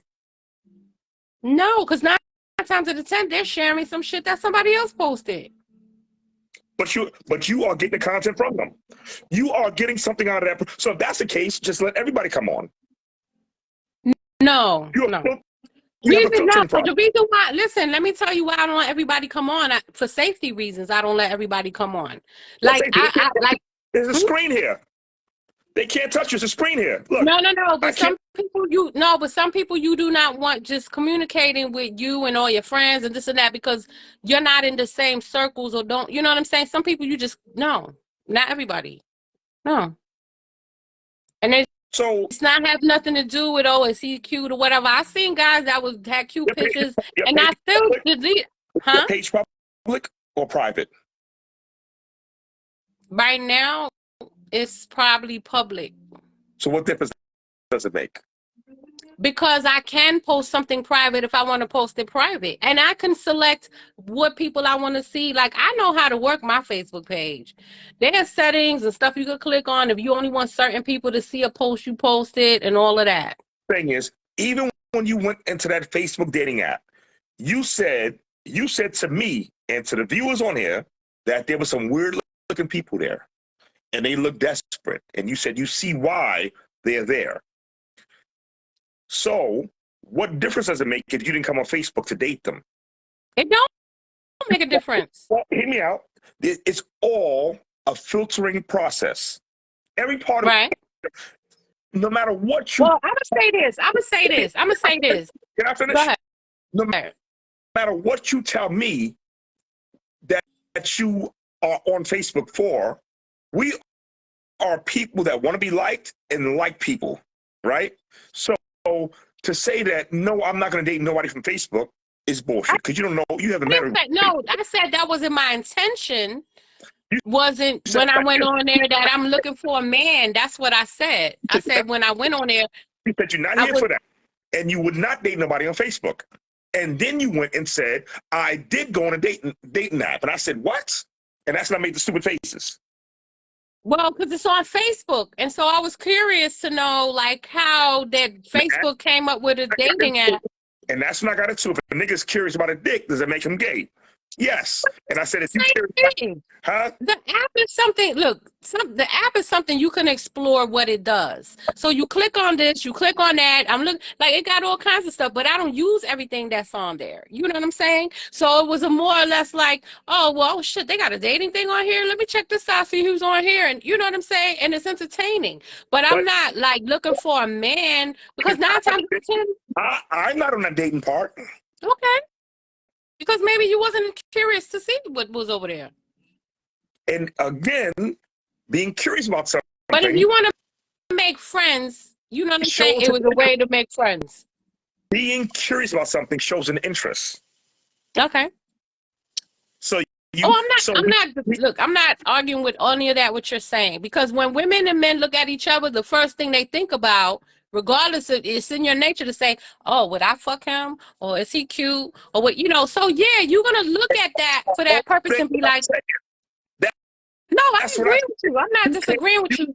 You can't, but you are disagreeing. You can't come on here and say, I won't date somebody off a Facebook app. That's bullshit. We all will do it. It depends on who's on the other side.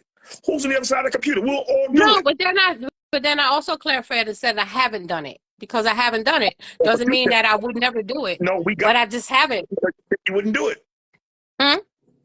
We got there because you no, said you wouldn't do it. I deducted the fact that I haven't done it, so I probably won't. You know what I'm saying? So that's why I said what I said, because I haven't. So if you never done something and it's not like your intention, you're thinking, well, I'm not going to do that because it's not my intention. But then, hey, if it just so happenstance the universe said he put somebody that, you know, whatever, and it lined up, then I'm not opposed. Half an hour to come back and say, yes, I would do it. Well, now that I think about it, because it, you know, most everybody's on social media. So even if you were to meet somebody outside, that's what they're gonna say. And going back I got a Facebook page. And going back to the point before that, this is personal. This is a new world we're in. This is personal. I got my Meta thing, right? The Meta Quest, the Facebook thing, where you go in 3D, dimensional world. Do you know that that you can buy in the black market? I don't know if they got it on the upmarket. They have programs that are sexual programs, and they have a suit that you can buy. You can put on a whole suit, and the other person on the other side in China can put on a suit, and you can do touch. They can jerk you off. You can. But you can feel it. Huh? How you gonna feel it? The suit does it. Oh, damn! They really taking it to the level. Yes, it's already out there. They already designed it. It's there. People have it.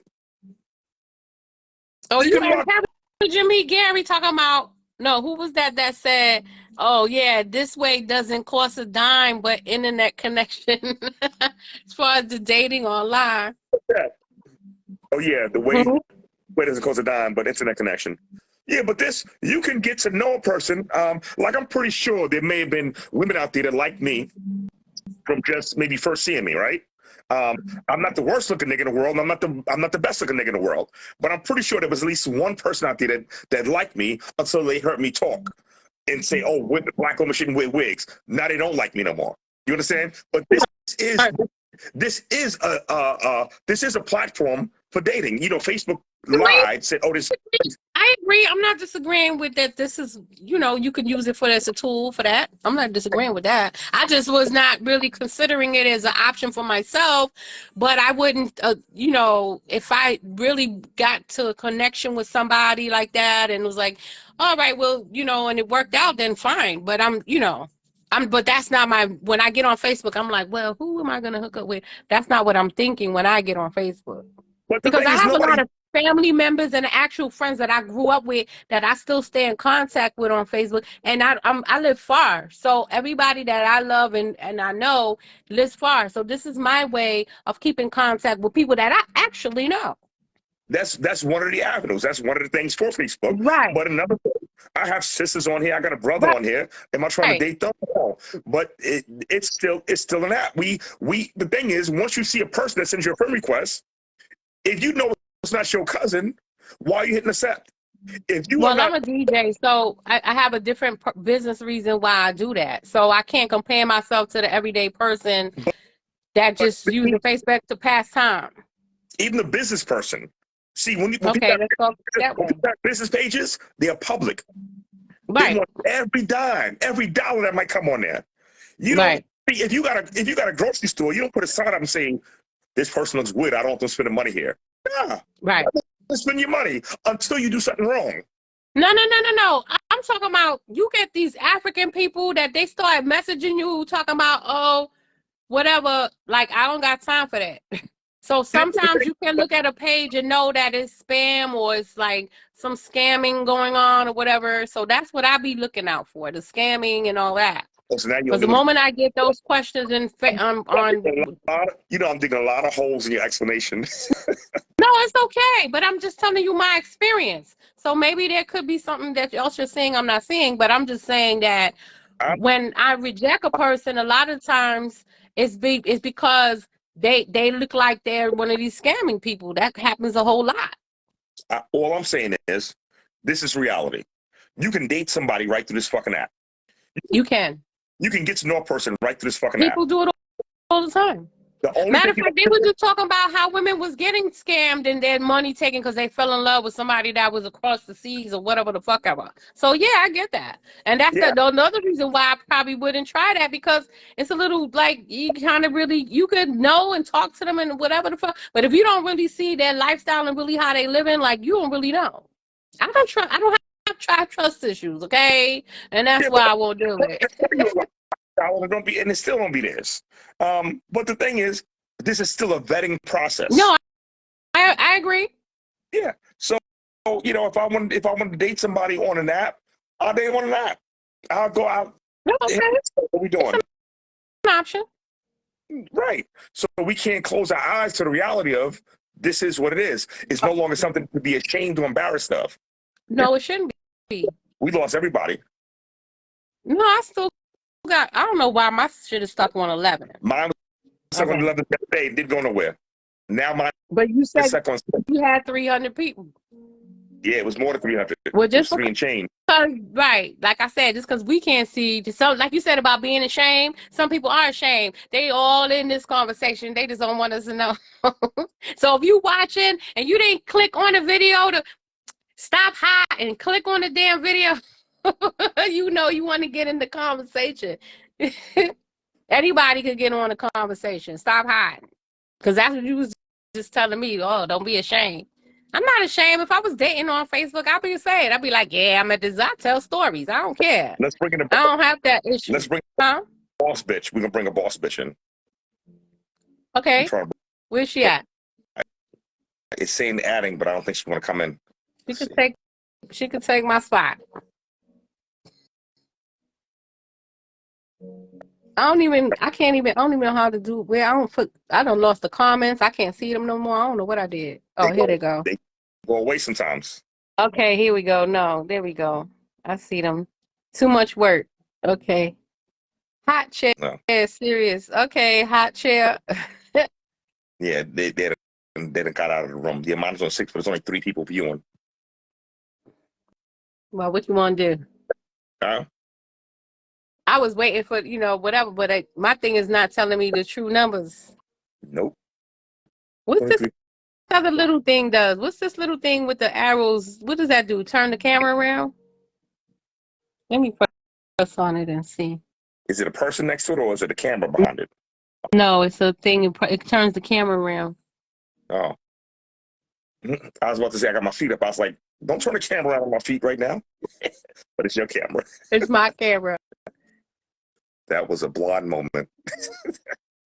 Yeah. Well, look, I have one too because I was asking you if I was on the bottom. Hello, McFly. Like, am I on the bottom? And you're am I on the bottom? That's dumb. I don't know why I thought it would be looking different to you.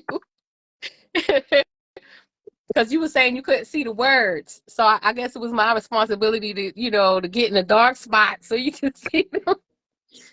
Well, who's put the emojis? Who put the laughing emoji up? Because I can't see who's I doing don't none of that. know. That they don't tell you that. Well, I know that Gary laughed because he put his laughing emoji on the thing. Come on, Gary. You don't know how to do it? Hit the button. Gary was on with us before. He was on with us the other day, Monday. Oh, okay. What's going on? All right. Okay, somebody popped in. Angelina. Virginia Samuels Parks. You got so many goddamn Hi. names. Hi. Well, because sometimes if you've been married, how are people going to find you if you under the married name? Oh, you been married? You was married? Come on live with us. What, are you scared to come on live? We talking about you, Angelina, Regina Samuels. I can't see with the peep. Parks. Okay. You Angelina. must got turned this way. Oh, Angelina, no. Regina Samuels Parks. Look, my Android is doing good. I still got some percentage. Uh-huh. Exactly. And it ain't go out. It ain't do nothing stupid, did it? No, it Android, didn't. yes. Listen, I was the one talking shit about Apple too, so I'm on your side. Yeah. I'm taking a class, so and I wanted to get something that I wasn't gonna keep having problems with the security and all that. Let me see if I can try to. But that's why the Apple one. Now you making me feel all something about the Apple now. I was already feeling like that because now I got 3 Apple things, 4 Apple things. Man, I got Apple downstairs, but that's the computers. I fuck with them with the computers, but the phones. Oh yeah, no. See, the reason the only way to have this Apple Watch is you got to have Apple phone. Oh, see, Angelina just declined. I'll try to bring her on. Watch. Angelina, don't want to play with us. She ain't even got a wig on. You made me put the phone down. She ain't ready. She wasn't. Look, I'm not ready either. Look, I didn't. Shit, I don't even know why I got on here. Like, I don't care. That's where I'm at. Like, when you get to my age, look, I don't know how old you are, but listen, I don't care. Okay, that's where I'm at. We all have a certain level of care in us. Well, about this is not one of them. Yeah. I got plenty of this. All right. I was going to make me some fucking rice, but it's too much. I'm going to make me some mashed potatoes and fish right now. That's my quick go-to. That shit look dirty. You need to clean that shit. Shut up. It's far from dirty. It's stuck to it. Got chemicals in it. No, it don't. No? No. I do not have not a perm. Only, you know what's in there? Some damn some kind of hair grease I put in there so that I can hold, put a ponytail. But I just washed it. No, because it's got natural herbs and spices. Can you eat it? I wouldn't eat it. There's chemicals in there. No, because I got a concoction also with the olive oil and the. Don't play with me. Lord. Because me and you be on the same kick. My hair does not have any chemicals. You can say what you want, and it's not dirty. I'm just going gray, so it looks a little dusty. Nope. If you go get a napkin right now, go like this to your head, it'll be dirty. No, the chemicals, the grease, all that stuff is going to attract and have particles stick to it. No, not since last night. I just washed my hair. A whole day? I wash my hair often, and I have been indoors. You wear your drawers every day? What do you mean? Same drawers? You wear the same drawers every day, huh? Who do that? I got too many pairs of drawers for that. Right. And look, and your drawers is in a body is in a part of your body that's covered, and they get dirty every day. That's because you got sweat and shit going on. I'm not saying. Listen. Yes, all I was trying to say is that my hair has been washed. Just put it that way. How it got dirty or whatever the fuck all day, I don't know. You said you'll come on next time? Okay. But I wash my hair. Let's just make that clear. I'm not one of those that go weeks and days and whatever. I can't even do that with my hair because I have to wet it to even do it. So say you. I have to wet it to do it. So it just makes sense to wash it often. So that I can be wet so that I could do it. Yeah, I know, because I'm boring, right? We ain't got nothing to be opposing about. You want to talk about my hair and the chemicals? Sunshine. I don't have, and I'm not. Sunshine. You got to get somebody on here that has a perm in their hair. Who's that person? Who got a perm in their hair right now? You got to stop doing that. Now they're trying to give people money talking about, oh, if you got breast cancer because you was using a hair, whatever the hell ever. Yo, you know what I want to know? Why is it, and I know have you been getting that ad about the water and this and that, with Lejeune, Camp Lejeune, that the water was fucked up? That's people so in the military. So why they not kind of give no money to the people in Michigan? Because of the niggas. I got that right. That's fucked up. Like, I'm tired of seeing that commercial. I'm tired of seeing that fucking commercial. Like, Camp Lejeune, I doubt them people is alive. Like, just give it up. One is niggas, and one is everybody else. Like, we just had that problem with somebody, with another, So why are they not getting a commercial like, hey, if you was drinking water in Michigan, Sunshine, are you still there? They pick and choose. So we getting off because who's on here? All right, it's late anyway. How long are you on here? Let's see how long is on here. I don't know. Minutes. No, 3 hours. Not me. Huh? Not me, you, because I came later. Yeah, me. 3 hours, 51 minutes. That was a job. You could have made some money. You said what? I said, that's a job. You could have made some money. Shit, if I get enough viewers up here, I could make some money. So, if what? Enough viewers. Oh, yeah. That's what I'm quick. Everybody said, yo, show them, get this, get that. Be a TikToker. Well, so I know. Somebody was telling me to do I ain't doing none of that. I'm not consistent enough. I'd be like, I thought she was going to be in on Tuesdays. I'd be like doing something else. I won't be consistent. This thing is not really accurate anyway. Like, you have to comment who's on here, who's laughing, what's funny. Right. I can't even tell who was laughing. No. Say something. Who just laughed? Say something. Who just put smiley faces? You? Okay. You the And only she's person. scared. Why, Angelina? Why are you scared to come on? What's going on? You laying with your man right now? You naked? Your hair ain't done? What's the problem? Where'd Gary go? Just jumps in and out. He's gambling right now. I think he's in Atlantic City. And what about Dennis? And the Kenya? Where'd everybody We got go? him And Dennis Kenya? by the phone. He left. They all What left. she said, I wish. Oh, they left us. You All right. I wish I had a man in my. She said she wish she had a man in her bed. Well, look, the dating site on Facebook, right? There's plenty. There's a date on Facebook. All right. Go over there. All right. Put your Now address right here over right now. you can narrow it down to how. See, she even said nah. See, I mean, it's fun to look at, but you don't really want to be like getting no weirdos and shit. See, she even said nah. Yeah, like she What she said? passed to the dating site on Facebook, right? That's what you're saying now too. Yeah, she ain't trying to do that.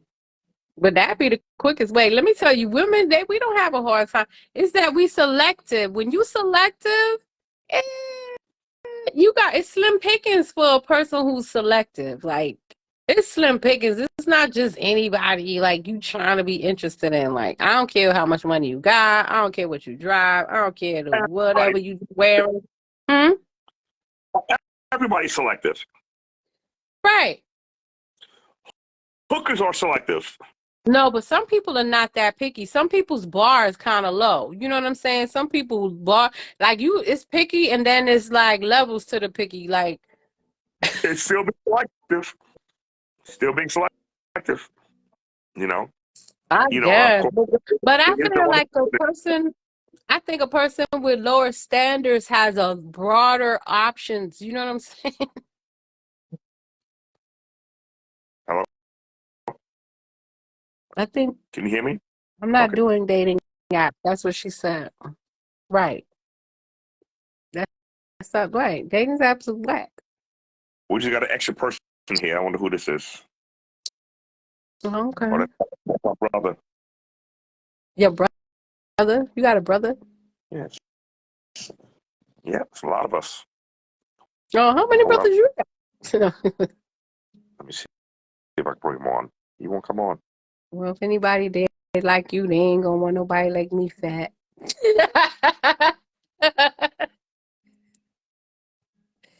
No, but you know what? I went to Africa, right? They like fat women over there. Carry your ass back. I'm leaving on the next plane. I don't know when I'll be catching. They do. I'm going to live in Africa. But I think no, I'm going to Ethiopia. I'm just saying, you know, there are men out there that, you know, like those big women and shit. I never had a problem. There's men right here in the Bronx that like big women. I'm sure. They're everywhere. Yeah. I'm just, you know, I like the face. I like their style. I like their sweetness and their attitude. I like their caring. I like the fact that they'll cook. I like a lot of stuff. But will I get the fact that you're unhealthy? No. Nope. And it's okay. It's okay. Because I can relate. Yeah, I'm not getting past that. I don't like skinny guys. If he's too damn skinny. Yeah, I mean, yeah, everybody has a preference. Like, I feel like if he looked like a boy, he got a boy body, it's a wrap. I can't do that one. Like, you gotta look like a man. Like, Listen, I mean, you go further than that. I like a chick with hair in her pussy. With it on? Yeah, I don't want you to look like a little girl. Okay, I can see that. I can see that. Who was Diamond Pratt? I just tried to add him in. Hi, Diamond. No, she don't want to come on camera. How are you seeing the people that's on it? No, I saw somebody pop up, but it's too small for me. So I pressed on it and said that. There's an option, do I want to add them? So I hit add to see if they'll come on. but they're not Okay. brave. And I break. Ain't nobody ready. What time is it? Let's see. They're not brave enough. It's 1:00 in the morning. They not ready. They not club ready. I mean, I wasn't even, but I don't care. Yes, there's no answer No. from Diamond Pratt said, I ain't fucking getting no goddamn live. She And said, it I don't. was just you. I'm not like trying to. No money playing. That what? And it was just you. Like I'm like, what I got to do all of that. Like, cause Sean is on. No. Just some people I just don't want to know I'm putting you down. I'm just saying we kind of know each other, so it was like be. Nigga, I don't care. trying to put a little man there. By the time you put your little man down, heck, I'll be off of this app. I'm about to Right. make some and mashed potatoes And I'm getting hungry. and some fucking cucumbers. After we sat here and talked about, I think I better eat me an apple. It's funny because I had just bought apple. I just went to the grocery store today. Good night. I had bought some apples. I guess that GNN means good night night. Oh, good night, night. Thanks for hanging with us. Who's preaching? Oh, okay. Yeah. You too. Maybe next time. Later, y'all. All right, yeah, I'm hanging up too. I'm All about right. to go cook. Yeah, All I'm right. hungry too. All right. Bye. I don't know how to